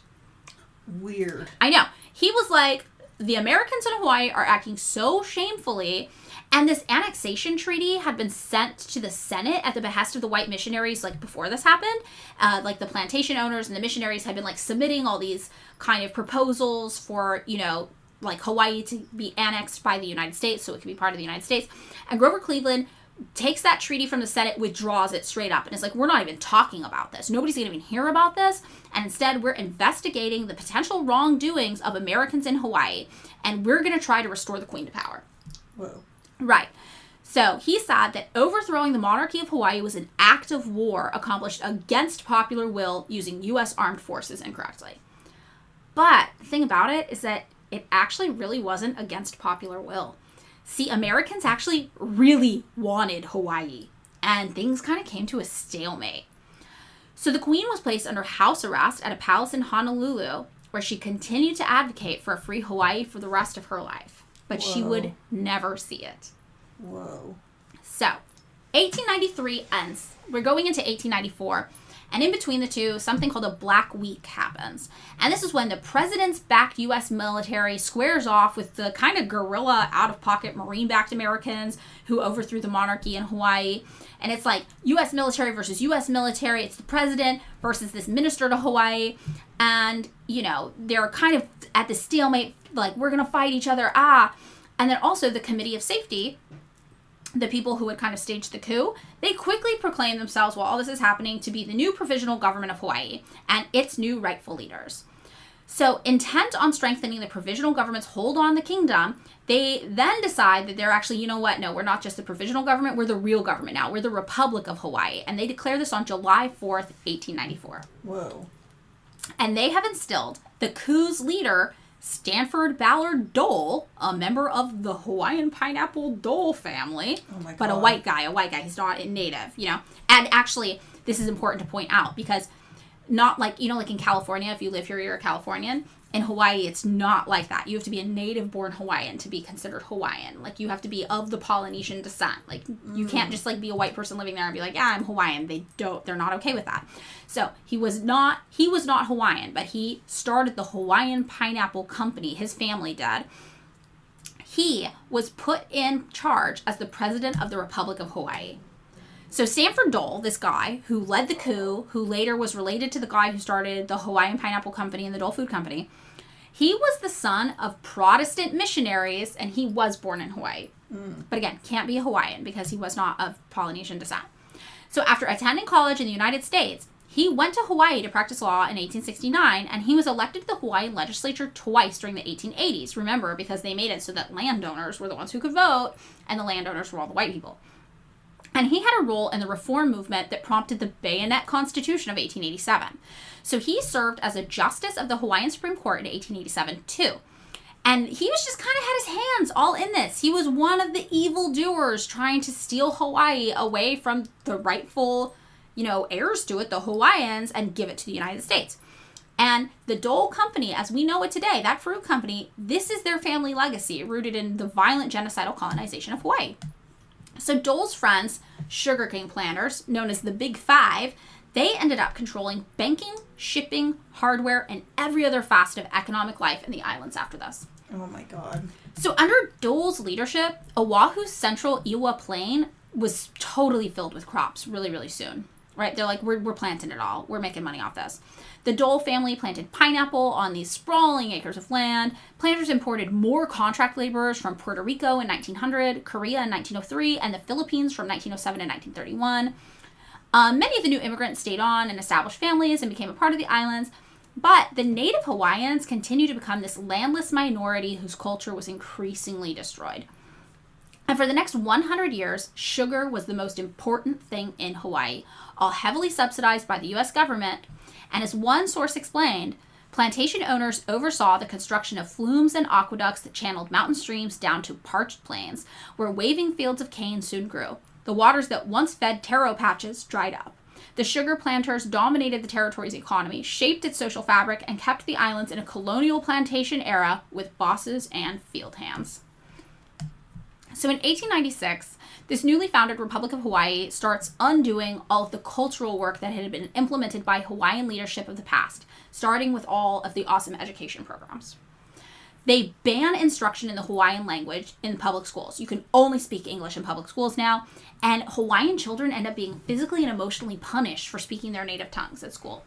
And the language would not be heard again in a classroom after this for the next 4 generations. Whoa. And then in 1897, the following year, the new colonizer-controlled Republic of Hawaii sends envoys to Washington, D.C. to lobby yet again for annexation to the United States so they can avoid all those import taxes on their sugar. The Hawaiian community responds by initiating a signature drive opposing the attempt. They gather more than 21,000 signatures on the petition against annexation, and the deposed rightful Queen of Hawaii, Queen Liliuokalani, presents the petition to the United States Congress. And this works. This is so effective. Congress can't reach the required 2/3 majority vote, and the annexation treaty is defeated. And it seems like, you know, maybe things could start to head in a good direction, right? But just 1 year later, a new president is in charge, William McKinley, and all of the native Hawaiians' hard work ends up being for nothing. Hawaii gets formally annexed into the United States in 1898 through the New Lands Resolution to be used as a military base to fight the Spanish in Guam and the Philippines during the Spanish-American War. That same year, the Hawaiian language is officially banned as Hawaii becomes a U.S. territory, and it's not resurrected until 1978. Whoa. Yeah, so it's important to take a second here to point out that, like, this is a marker of cultural genocide to destroy a culture's native language. It's called linguistic genocide. And in 1948, the United Nations spoke about this type of action for the International Convention for the Prevention and Punishment of the Crime of Genocide. And linguistic genocide specifically was pointed out as an example of cultural genocide in Article 3. It says any deliberate act committed with intent to destroy the language, religion, or culture of a national, racial, or religious group on grounds of national or racial origin or religious belief, such as 1. Prohibiting the use of language of the group in daily intercourse or in schools, or the printing and circulation of publications in the language of the group. And 2, destroying or preventing the use of libraries, museums, schools, historical monuments, places of worship, or other cultural institutions and objects of the group. So, surprise, surprise, the United States voted against Article 3, and so did Great Britain, because the United States has been very guilty of doing this, definitely in Hawaii. And in the United States. And in the United States, against indigenous people, exactly. So, in 1900... the Organic Act establishes the territory of Hawaii. This is 2 years after the annexation by the U.S. in 1898. And, at this point, Hawaii is officially a U.S. territory. And you know who the first governor of the new territory of Hawaii is? Who? It's Sanford Dole. It's Sanford Dole, the guy who led the coup. The pineapple guy. The pineapple guy. So he serves as governor between 1900 and 1903, after which he just returns to practicing law and works as a judge. Now, meanwhile, this is where the real pineapple guy comes in. It's his, nephew, I think. It's his cousin's son, James Drummond Dole. This is the guy who formed the Dole Company as we think of it. The other guy had been involved in plantations and stuff, but the guy who really set up the Dole Company as we think of it is this kid. He comes to Hawaii after studying horticulture and agriculture at Harvard, and he takes advantage of having relatives in high places. And he says, first came to Hawaii with some notion of growing coffee. The new territorial government was offering homestead lands to people willing to farm there. I had heard that fortunes were being made in Hawaiian coffee. I began homesteading a 64-acre farm in the rural district on the island of Oahu at a place called Wahaiwa, about 25 miles from Honolulu. On August 1st, 1900, I took up residence thereon as a farmer, unquestionably of the dirt variety.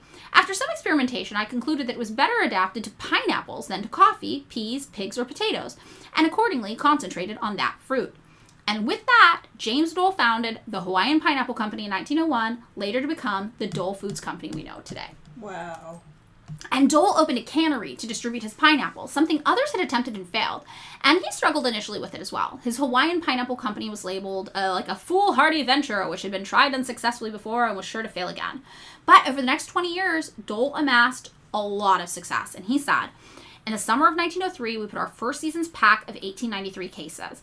In 1923, we packed 2,038,671 cases, or 43.5 million cans.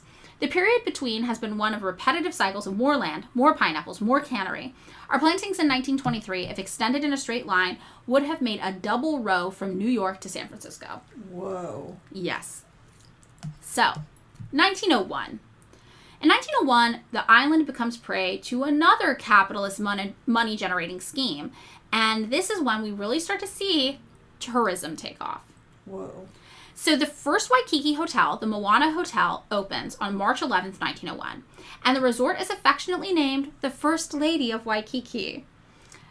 Yeah, and in 1901, W.C. Peacock also builds this really elegant Beaux Arts Moana Hotel on Waikiki Beach. And W.C. Whedon convinces Honolulu businessmen to bankroll his plan to advertise Hawaii as a tourist destination in San Francisco, armed with a stereopticon and tinted photos of Waikiki. So Whedon sails off in 1902 for 6 months to go on this kind of speaking tour to introduce people to this idea of Hawaii, and everyone is obsessed. He gives lectures about Hawaii, look at how beautiful it is. You could come here, and it's crowded, not an empty seat in the house. People tell me more about Hawaii. People get obsessed. So a tourism promotion bureau is formed in 1903, and that same year, around 2,000 tourists come to Hawaii. Wow. Yeah, and these tourists were all coming to Hawaii via steamboat. Like, it took 4.5 days to sail from San Francisco to Honolulu, and Hawaiians were left with little options but to take up jobs like amusing this new moneyed class of white visitors with personal tours, flower parades, and hula shows.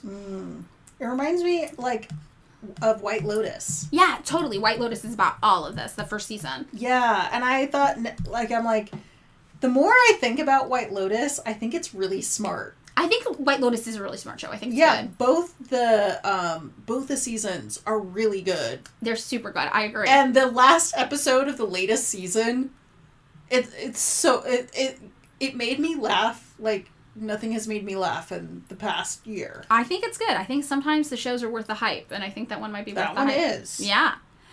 So by 1906, there's this like really intentional and like methodical plan to Americanize Hawaii. So they start putting this in effort. Like, they're, like, going hard. And it's developed by the Territory of Hawaii's Department of Public Instruction, and it is called the Program for Patriotic Exercises in Public Schools. So this kind of reminds us of all the horrible things that the United States did with, indigenous people in mainland North America, right, with all the public school programs, whatever. The whole purpose of this policy is to make Hawaiian children believe that they are Americans. That's the whole goal. So in 1907, Harper's Weekly magazine covered this process in detail. And at the time, there were 154 public schools with 435 teachers and 58 private schools with 261 teachers on the islands. Harper sent a correspondent named William Inglis to visit grade schools and high schools, including one high school, which in 1911 went from being called Honolulu High to being President William McKinley High. Oh my God. Yeah. So they were really going hard on this. So while visiting one grade school, Inglis, the Harper's correspondent, said, "Out upon the lawn marched the children, 2 by 2, just as precise and orderly as you can find them at home." That line just, like, really shocks me, because it's, like, not like the heathens I thought would be here, you're just like, ugh. So, anyway, back to the quote, sorry. "With the ease that comes of long practice, the classes marched and countermarched until all were drawn up in a compact array facing a large American flag that was dancing in the northeast trade wind 40 feet above their heads. The little regiment stood fast, arms at sides, shoulders back, chests out, heads up, and every eye fixed upon the red, white, and blue emblem that waved protectingly over them. Salute was the principal's next command, and every right hand was raised, forefinger extended, and the 614th fresh children voices chanted as one voice. We gave our heads and hearts to God and our country, one language, one flag." So Inglis said, "The drill is constantly held as a means of inculcating patriotism in the hearts of the children."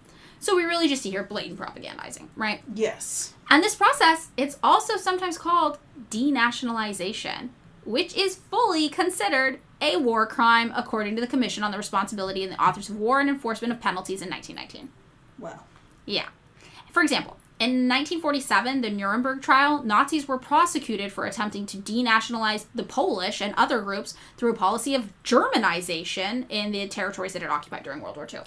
And this is exactly what the United States was doing with its denationalization and Americanization in Hawaii.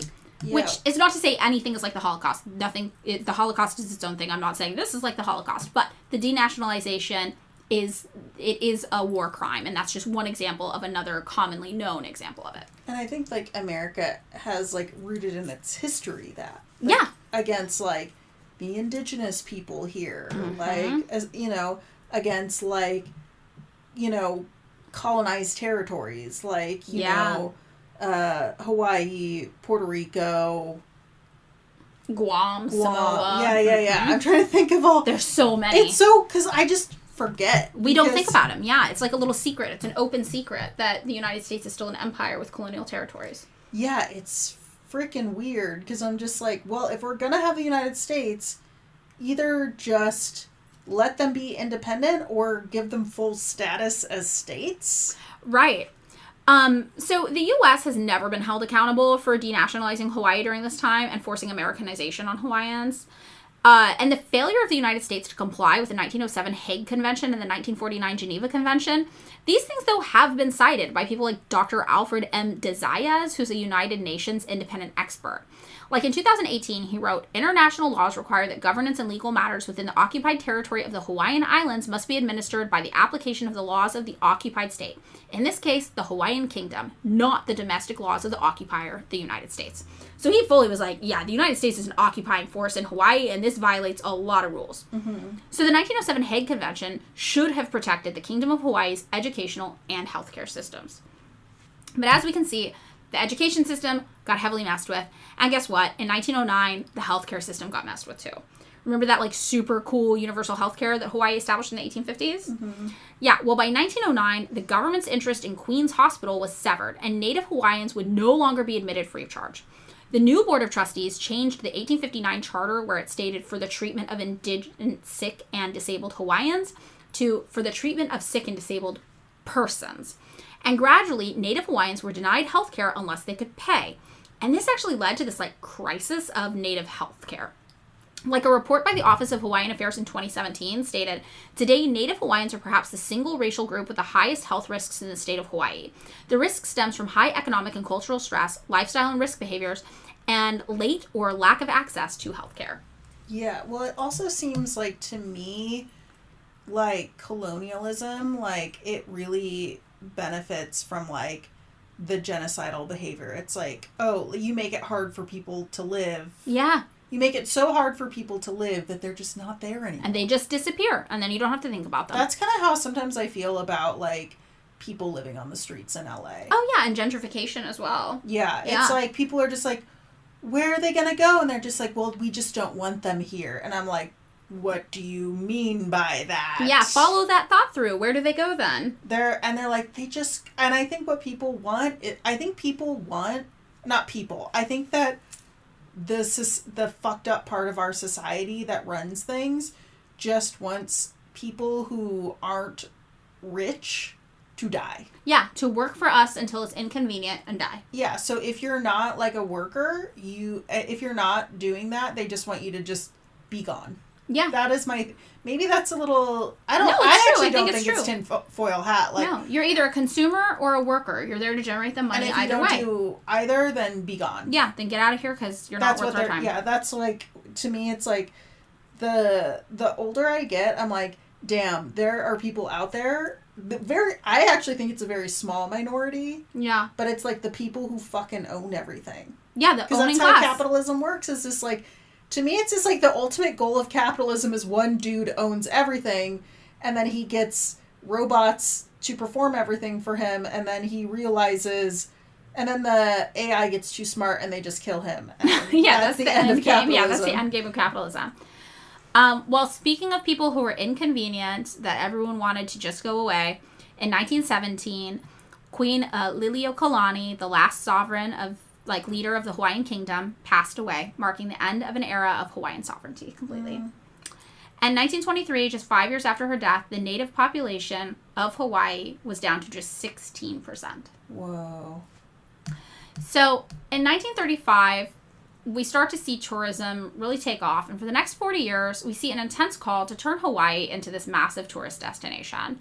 Webley Edwards has this weekly live radio show called Hawaii Calls that kind of plays like the sounds of Waikiki, surfing, sliding steel guitar, Hawaiian songs, drum beats, all across the United States, Australia, and Canada.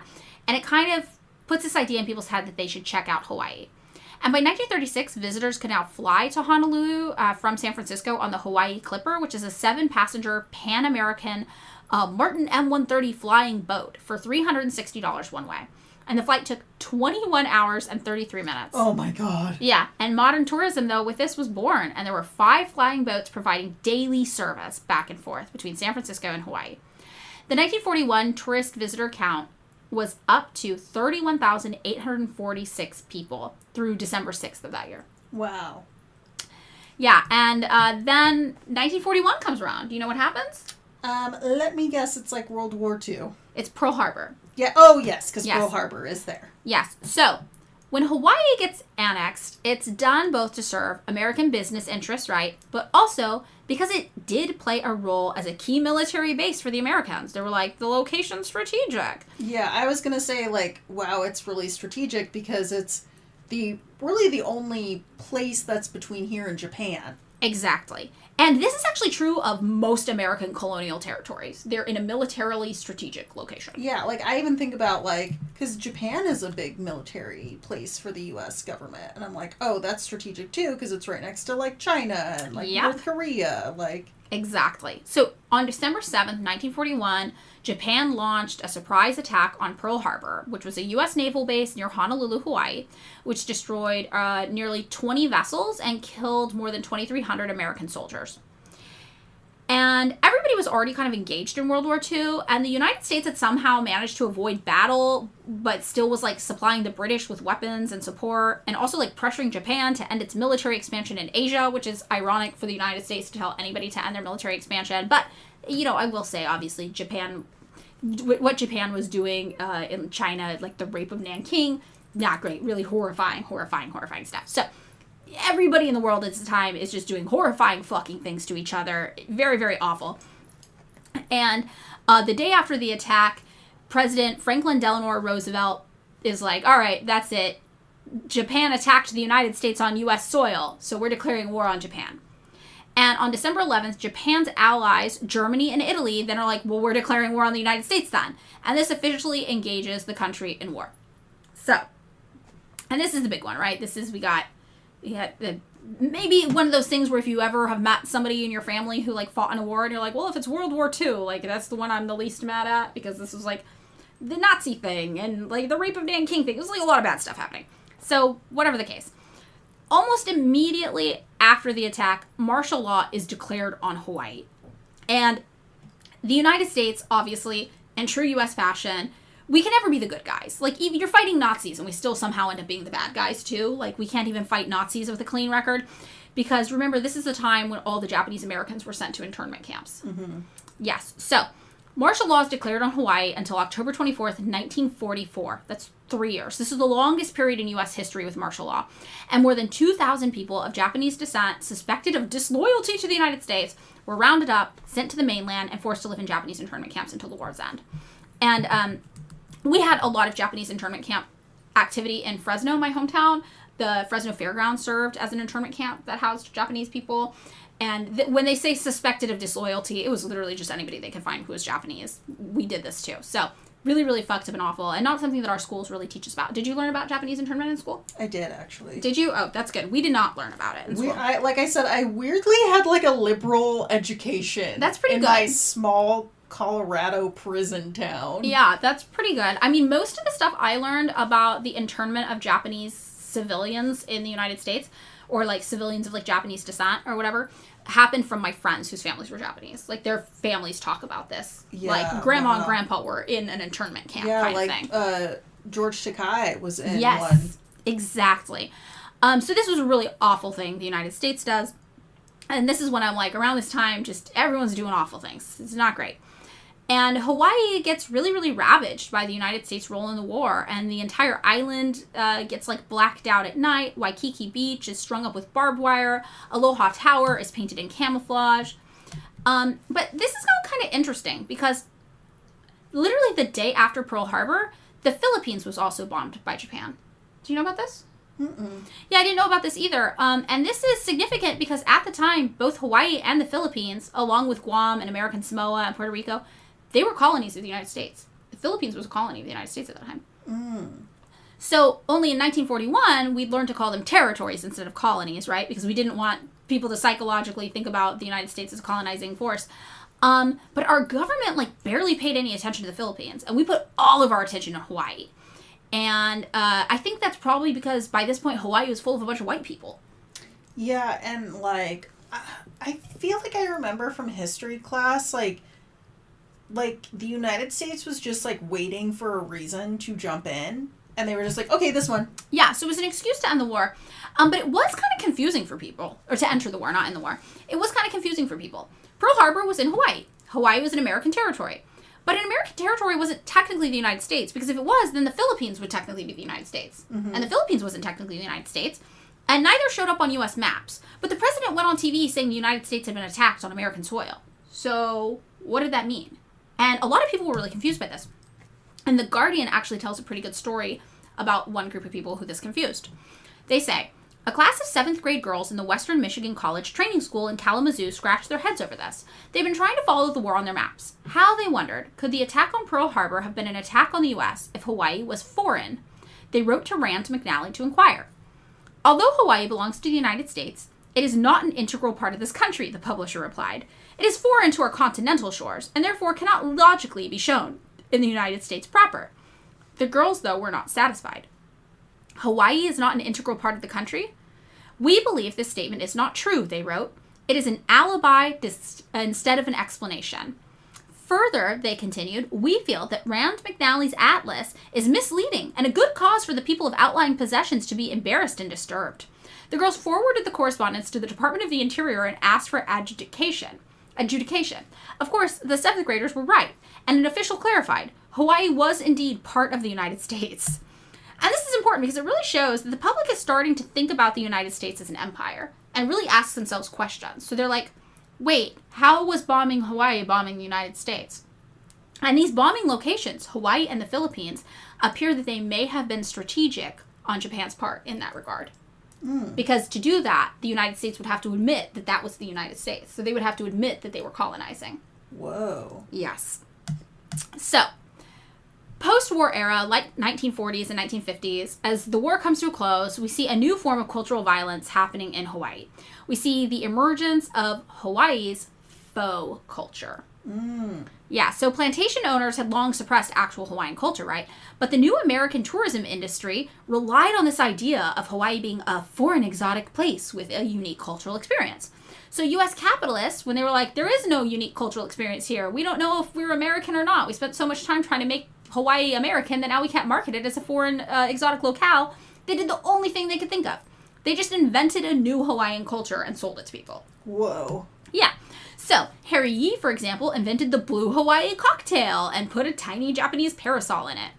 Vic Bergerson created the Mai Tai, a drink made from rum and fresh lime juice, and opened Trader Vic's, America's first themed restaurant that featured the art, decor, and food of Polynesia. Arthur Godfrey picked up a ukulele and began to sing, whatever he could come up with as faux kind of Hawaiian songs on TV shows. In 1955, Henry J. Kaiser built the Hilton Hawaiian Village and the 11-story high-rise Princess Kailani Hotel, which opened on a site where a real princess had once been. Whoa.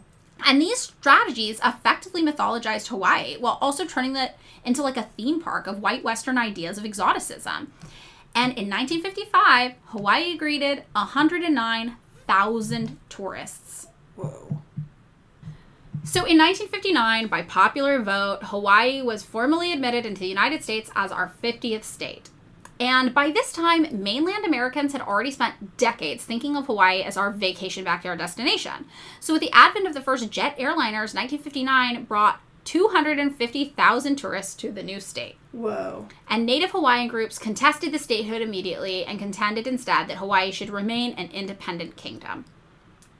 By the 1970s, after more than 80 years of repression of Hawaiian culture, a movement to recapture what had been lost finally came about, and people started calling this the Hawaiian Renaissance. It wasn't faux white American Hawaii culture, it was real Hawaiian culture.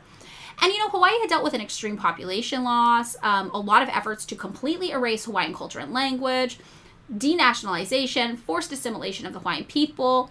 These were all really, really profound things. But a new generation of Hawaiians brought forth this Hawaiian Renaissance era of the 1970s and really put in a lot of work to reconnect with the native culture. So Hawaiians, for example, would reclaim traditional navigation and voyaging knowledge by sailing the traditional canoe from Hawaii to Tahiti without the use of any modern instruments. And that was important because the kind of victorious colonizers had said that Polynesians had simply drifted aimlessly until they reached the land. Because my God. Yeah. They couldn't bear the idea that the Polynesians were just better at navigation and sailing. The more that you hear about, history, and then someone's like, yeah, actually, it was the guy who, I heard it, Ben Franklin. They're like, yeah, actually, his sister was the smart one, but, and he was, it's just like, Oh, so people will just say whatever because they have access to the tools. And, they'll just say whatever. So for Hawaiians in the 70s to be like, no, we did it. Look, I do it right now. I'm doing it right now. I'm sailing to Tahiti in the traditional way. We could do this. Our culture does this. That was major because that like dispelled this like kind of myth. And also as a community, Hawaiians were demanding their right to access Hawaiian language in schools and saying like this needs to be an official language of our state. And these efforts actually did help like reinvigorate this idea of Hawaiian cultural pride, Hawaiian language revitalization, and advocacy for the protection of the land. And a Hawaiian historian and author named George Kanahili gave a speech to the Association of Hawaiian Civic Clubs in 1977 and helped coin this phrase, Hawaiian Renaissance. So for him, the rebirth of the Hawaiian language and culture reversed years of cultural decline. And he said, it has created a new kind of Hawaiian consciousness. It has inspired greater pride in being Hawaiian. It has led to bold and imaginative ways of reassessing our identity.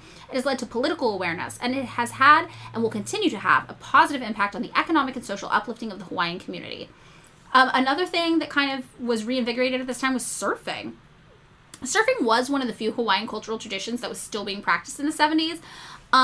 Like the Waikiki Beach Boys had helped to preserve and promote the sport, but they were starting to showcase and teach surfing more, and that would like ensure that future generations of people would be connected to the ocean in a way that was like important for Hawaiian native culture and have pride like in their relationship with the water.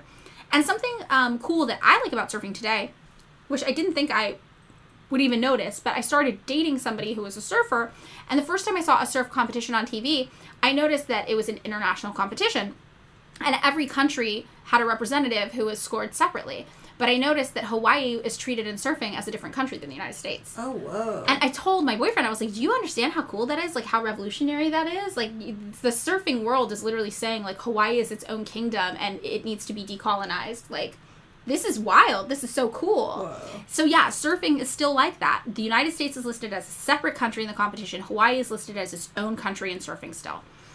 And meanwhile, though, while all these really amazing things were happening to like reclaim Hawaiian culture and reintegrate the Hawaiian language into Hawaii, we also saw in the 1970s that rural Hawaiian communities were being overtaken by the rapid development and urbanization of people's homes. Like rich white American mainlanders were coming to Hawaii, and it resulted in the eviction of native Hawaiians and communities that were scheduled for residential and commercial developments.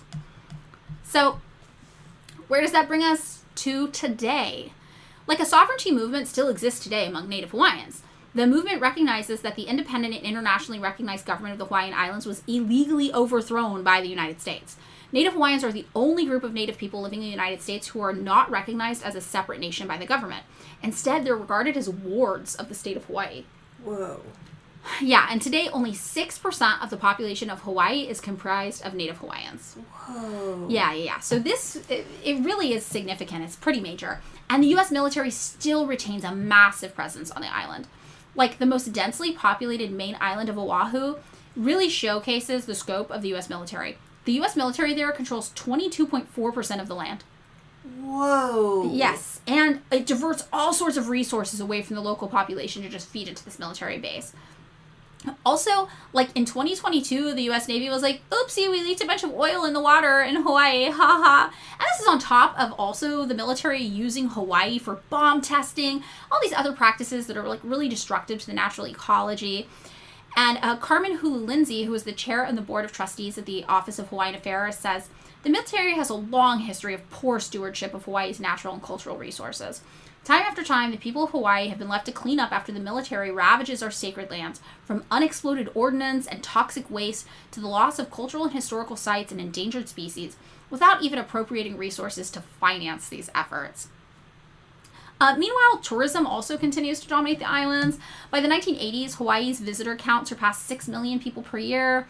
Also, these like huge fantasy mega resorts bloomed on neighbor islands, and they kind of overrode like the luxury market, right? And it was like, these are even swankier than what luxury used to be.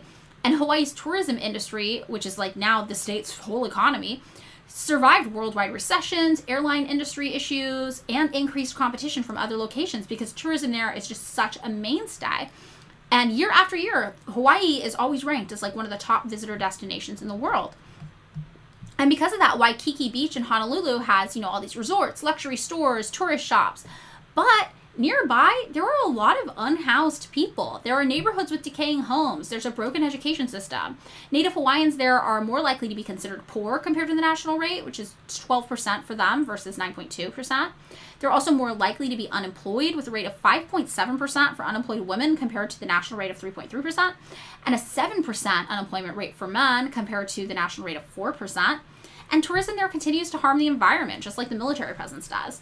Like, the influx of divers and snorkelers along reefs has led to the death of much of the coral, and the trash created on beaches by tourists is, like, huge, and it stands in direct opposition to, like, Hawaiian culture and what Hawaii is actually about, which is views people as stewards of the land. There's a Native Hawaiian Trask Honani K, and this person explains, our Hawaiian people, now but a remnant of the nearly 1 million natives present at contact with the West in the 18th century, live at the margins of our island society. Less than 20% of the current population in Hawaii, our native people have suffered all the familiar horrors of contact: massive depopulation, landlessness, Christianization, economic and political marginalization, institutionalization in the military and the prisons, poor health, educational profiles, increasing diaspora. Under foreign control, we've been overrun by settlers, missionaries and capitalists, adventurers, and of course hordes of tourists, nearly 7 million by 1998. The latest affliction of corporate tourism has meant a particularly insidious form of cultural prostitution. The hula, for example, an ancient form of dance with deep spiritual meaning, has been made ornamental, a form of exotica for the gaping tourist. Far from encouraging a cultural revival, as tourist industry apologists contend, tourism has appropriated and cheapened our dance, music, language, and people, particularly our women. Burdened with commodification of our culture and exploitation of our people, Hawaiians now exist in an occupied country whose hostage people are forced to witness, and for many of us to participate in, our collective humiliation as a tourist artifact for the world's rich. In the meantime, shiploads and planeloads of American military forces continue to pass through Hawaii on their way to imperialist wars in Asia and elsewhere. Throughout the Second World War, Hawaii was under martial law for 7 years, during which times hundreds of thousands of acres of land were confiscated, civil rights were held in abeyance, and a general atmosphere of military intimidation reigned. And I think that quote really sums up the experience of Hawaiians living in Hawaii. And again, I mentioned this before, but today, to be Hawaiian doesn't mean you just live in Hawaii. It means you were part of the native or aboriginal people of the Hawaiian Islands, whose ancestors were the original Polynesians who sailed to Hawaii and settled the islands. Native Hawaiian is a racial classification that's used by the United States, and in the most recent census, 690,000 people reported that they were Native Hawaiian or of mixed race in the United States anywhere, not just in the island of Hawaii. That includes Native Hawaiian or Pacific Islander. But there may now be as few as 5,000 fully Native Hawaiian people remaining in the world, meaning that Native Hawaiians face extinction. And Native Hawaiians still feel all of these effects of colonization. Like Kapulani Antonio, a Hawaiian studies educator, says, the way Hawaiians see it is that we are still occupied, that we never gave up our inherent sovereignty, and we're a nation occupied by the United States. And according to Julie Au, Education, Research, and Outreach Director of Aina Momana, where Hawaiian statehood came up for vote in 1959, Native Hawaiians weren't the ones voting, which is important to remember. Because remember, the population of Hawaii was only 16% or less Native by the time of the vote. So the people who voted to make Hawaii a state were the people who were not Hawaiian, who were living on the mainland. So Julie Au says, all of that is linked to tourism, because at the time when we became a state, they really started marketing Hawaii as this paradise vacation destination. We're not even a normal state. We're America's vacation state. And Camille Lehuli Slagle, who's Native Hawaiian, says, the tourism industry makes money by exploiting Hawaiian culture. Hawaii has been portrayed as a paradise and an escape from reality for so long that of course people want to come here and forget their troubles. They'll leave Hawaii with happy memories, but they won't think about the harm they may have caused to people who actually live here. Al says people hop in a plane, come here and visit all of these sites, drink our limited water, fuel into this capitalist economy that's building condos for them instead of housing for us, and building resorts for them instead of agricultural land for us. And they're not seeing the implication of that. And Hawaii, it's not alone. It's a state. But today the U.S. continues to hold overseas territories that don't even have statehood, one we often forget about in the conversation of the U.S. empire. Besides Guam, American Samoa, the Northern Mariana Islands, Puerto Rico, the U.S. Virgin Islands, and a handful of minor outlying islands, the U.S. also maintains roughly 800 overseas military bases around the world. Yeah. We're an occupying presence in Hawaii, yes, and also in all of these U.S. territories and in 800 different overseas military bases. Yeah, I also love how we can have all these freaking military bases, but universal health care is like, no fucking way. Right. And then if any other country has anything slightly military they do, we're like, they're a threat. They're going to hurt us. We have to attack. And it's like, we are the biggest threat. We are the biggest military presence on the planet. And even if in statehood, Native Hawaii continues to be oppressed by the United States, what about these other places, too? They're trapped in what some people say is a state of third-class citizenship, unable to access full democratic rights because politicians have long favored the military's freedom of operation over protecting the freedoms of certain U.S. citizens who are living in U.S. territories, but we don't consider them citizens. And interestingly, other countries have given up their colonies. The United States, though, just, refuses. Yeah, because I feel like, here, I don't know, we just, the United States, just can't admit they're wrong. Right, we can't admit their colonies, we can't give up power, we can't do anything progressive. And the Washington Post says, we have all these colonies we won't give up because the desires and power of the United States military have overwhelmed the desires and rights of colonized people. Yeah, I wonder what would happen if, the United States actually defunded the military. What shit would happen? Because you think about, the military-industrial complex and just how fucking powerful it is and, seeped into everyday life. I mean, if you watch a Marvel movie, you're getting a fucking ad for the army. For just sure. I don't know. And, I think a lot of it, too, is even, built into our pop culture. It's a lot of, army movie, I think, the movies that are most celebrated in our culture are, army movies, or cop movies. Yeah, or propaganda. Military. And military-aganda, which I would also, lump into propaganda. Because they're just, International cop. Yeah, I mean, it's just, I think our culture, really cannot handle looking more deeply into just structures of military and police and whether, actually looking and being do these keep us safe? Do they make us better? Yeah. Because, our pop culture, I think that pop culture really seeps into people's minds. I think that's why people did January 6th. They're like, I'm in an action movie. Yeah. I do think, propaganda is the most effective tool we have at controlling people and controlling how people think and how people see the world. And, I think, the United States is the most heavily propagandized country in the world. Yeah. We really are. And I don't think that people will be willing to take a look at things like our military budget, our military presence, the role of the military, unless we stop propaganda. And, I don't think that the United States is ever going to let go of its ability to propagandize because it is such an effective tool. I mean, I won't ever say never because I hold out hope for the future. Yeah. And, things have happened in my lifetime that I never fucking thought would happen. I think about, the Great Recession. Yeah.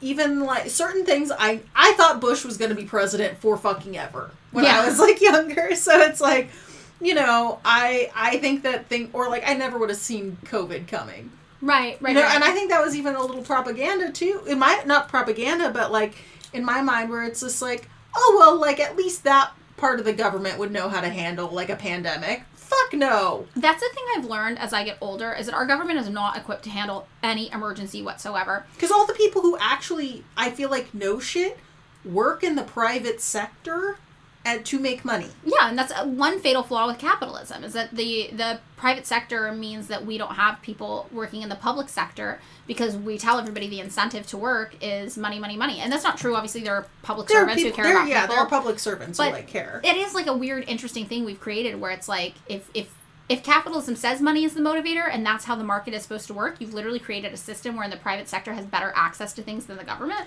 Yeah, it's all the people who regulate, the banks and the financial system, they're not the people who got the jobs at the big companies. Because, right. Or else they'd be making, millions of dollars a year instead of, I'm guessing if you work for the Treasury or whatever, or the bank, It's probably like $85,000 a year. Maybe like if you live in DC and your job is good, you make 6 figures. Yeah. You know, but you're not making 7 figures. But I think about, too, how all the government websites are so bad because it's so complicated to use the government's website to bid on the jobs to get the government web design that only a few companies know how to even apply, and they're not the companies who are best at making websites. Do you ever think about, like, when you work a job, some people who are actually know how things work and get shit done they're just kind of weird and unlikable, so people just don't give them the benefit of the doubt. Yeah. Even though, like, oh yeah, Keith knows fucking everything. But, like, really, everyone thinks that fucking Gary does it because Gary looks like Tom Cruise and he's really affable and he's, like,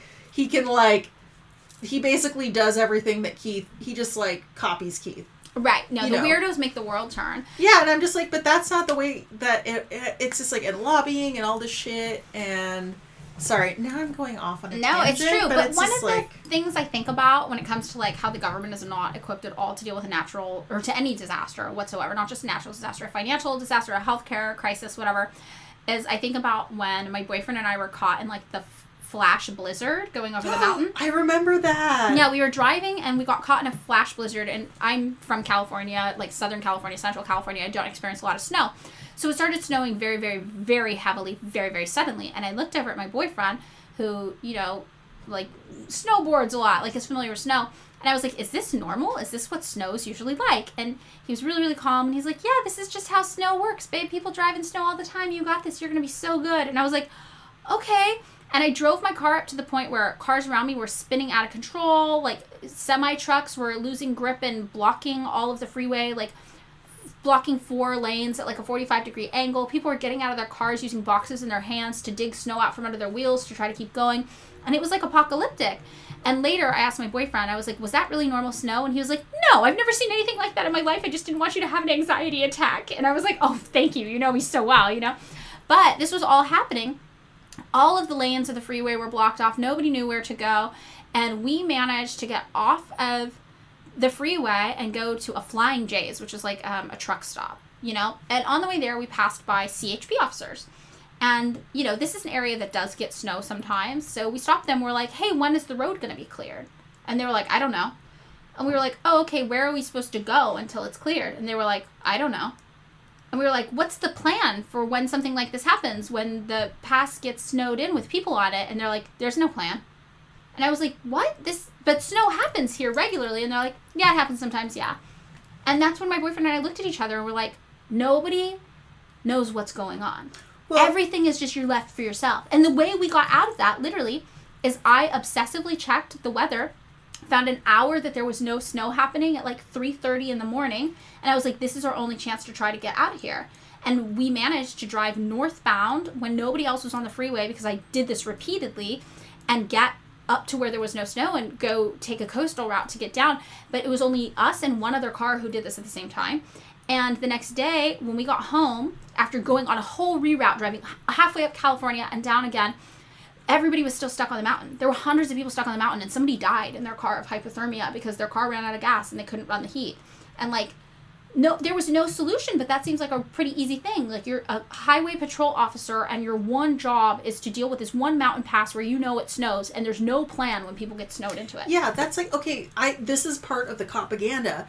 People think, they see movies like San Andreas Fault and like the National Guard comes out, or you see fucking, you know, cop shows where it's like there's a natural disaster and we're like all the National Guard is like, it's like, that doesn't fucking happen. No. Like, the cops are not out there. Like, if the cops are there, 99% of the time they're doing shit. Yeah, they're not doing They're absolutely maybe anything. redirecting traffic. Maybe. But like to me, it's just like, it's more of a liability to ask a cop here for help. Yeah, because it's scary. They could hurt you. Yeah, like, and especially if you're not white, you know? Yeah, like, even me, like a white lady, like, I would not ask a cop for help unless, like, it was a fucking, like, the first person I ran to after Jason was chasing me with a chainsaw just happened to be a cop. Right. But it could have been fucking anybody. Anybody, yeah.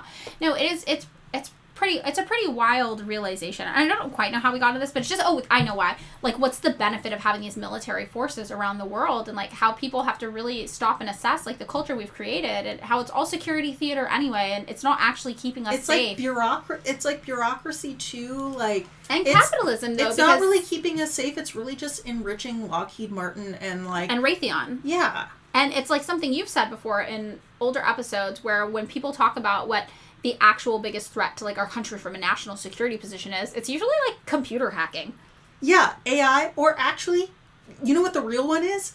Capitalism. Like, it's actually the poverty and the disparity in wealth between the very rich and the very poor. Yeah. Like, that is actually, because, like... It kills... Well, back in the year 2000, it was killing a little under 1 million people a year. Poverty and inequality-related issues. And the thing is, it's like... In the United States alone. To me, like, people who are, like... We're just like, oh, well, you know, we can't help these people who don't deserve it, or blah, blah, blah. It's just like...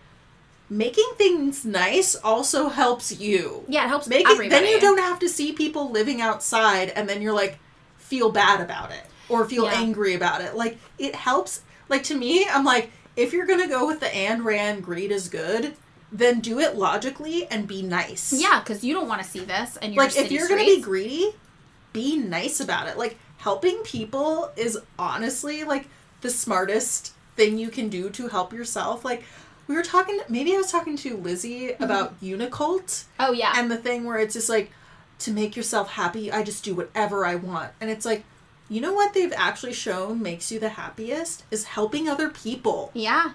Like, honestly, in my darkest, most depressed, like, fucked up times, like, things that kept me going were even just little things helping people. Like, I would tip a little extra, or, like, picking up someone from the airport, even though it was a pain in the ass, like... Yeah. Even little things like that, like, will help you more, and if you're gonna be greedy, do it right, and don't be a dick. Yeah. Well, I think it's interesting, though, because, like, to circle this back to, like, the whole episode and the whole thing about how we have all these territories and these colonies literally to advance, like, capitalism and imperialism, which is a byproduct of capitalism. It's like we do all these things because the U.S. military needs to be the machine that is the biggest thing eating the entire planet, the biggest threat to safety for everybody in every country that's not the United States ever, you know? And sometimes people online will be like, well, if you hate the United States so much, why do you live there? And sometimes I answer and I say, because living in the United States, you have a slightly reduced chance of being harmed by the United States. Not foolproof, but the military maybe is slightly less likely to fuck with me because I'm here. I'm also just like, yeah, where am I gonna go? I don't have citizenship anywhere else. Like, yeah, it's like, I think that people are just like silly, and also like, it's just like all like, ultimately capitalism, imperialism, colonialism is so fucking horrific. Yeah. And, like, also, like, to me, it ultimately doesn't help anybody except for enrich a very, very few. Right. I mean, I have a pretty good quote here from The Guardian, of all places, that I think sums up the United States colonial obsession, or obsession with colonization, that relates back to not just Hawaii, but, you know, all of the other territories that the United States continues to hold, whether actually made states or not. You know, it doesn't actually matter for Hawaii, for example. But I like this quote. So The Guardian says, "It is only the United States that has suffered from chronic confusion about its own borders. The reason is not hard to guess. The country perceives itself to be a republic, not an empire. It was born in an anti-imperialist revolt and has fought empires ever since, from Hitler's Thousand-Year Reich and the Japanese Empire to the evil empire, in quotes, of the Soviet Union. It even fights empires in its dreams. Star Wars, a saga that started with a rebellion against the Galactic Empire, is one of the highest-grossing film franchises of all time. The self-image of the United States as a republic is consoling, but it is also costly. Most of the cost has been paid off by those living in the colonies and around the military bases. The logo map has relegated them to shadows, which are a dangerous place to live. At various times, the inhabitants of the U.S. empire have been shot, shelled, starved, interned, dispossessed, tortured, and experimented on. What they haven't been, by and large, is seen." That's it. Yeah, you know what? This reminds me of something I heard conservatives say lately. Oh, really? What is it? We're a republic, not a democracy. Oh, yeah, they say that, but it's true. I mean, if you think about it, a democracy is, you know, what people actually want, and I don't think that most people in America want to be a colonizer. No. I think most people are just like, I just want to be happy. Other people can do their happiness over there. I don't give a fuck. Well, I think an interesting thing that both conservatives and liberals and leftists all agree on, all three of us agree on this, is like, we don't want our resources, our money, going to other countries when there are people here who need help. And that manifests differently based on your belief system and what platforms you want to support. Like somebody who's a liberal, for example, might be like, my money needs to go to other countries to help them. Somebody who's right-wing might be like, I don't want my money go to the other countries. They're getting my stuff for free. And somebody who's a leftist might be like, I don't want my money going to other countries because it's a tool of imperialism used to control and coerce people in the United States. Exactly. When the United States does it, we do it with a mission. We do it to control people. We do it to harm people.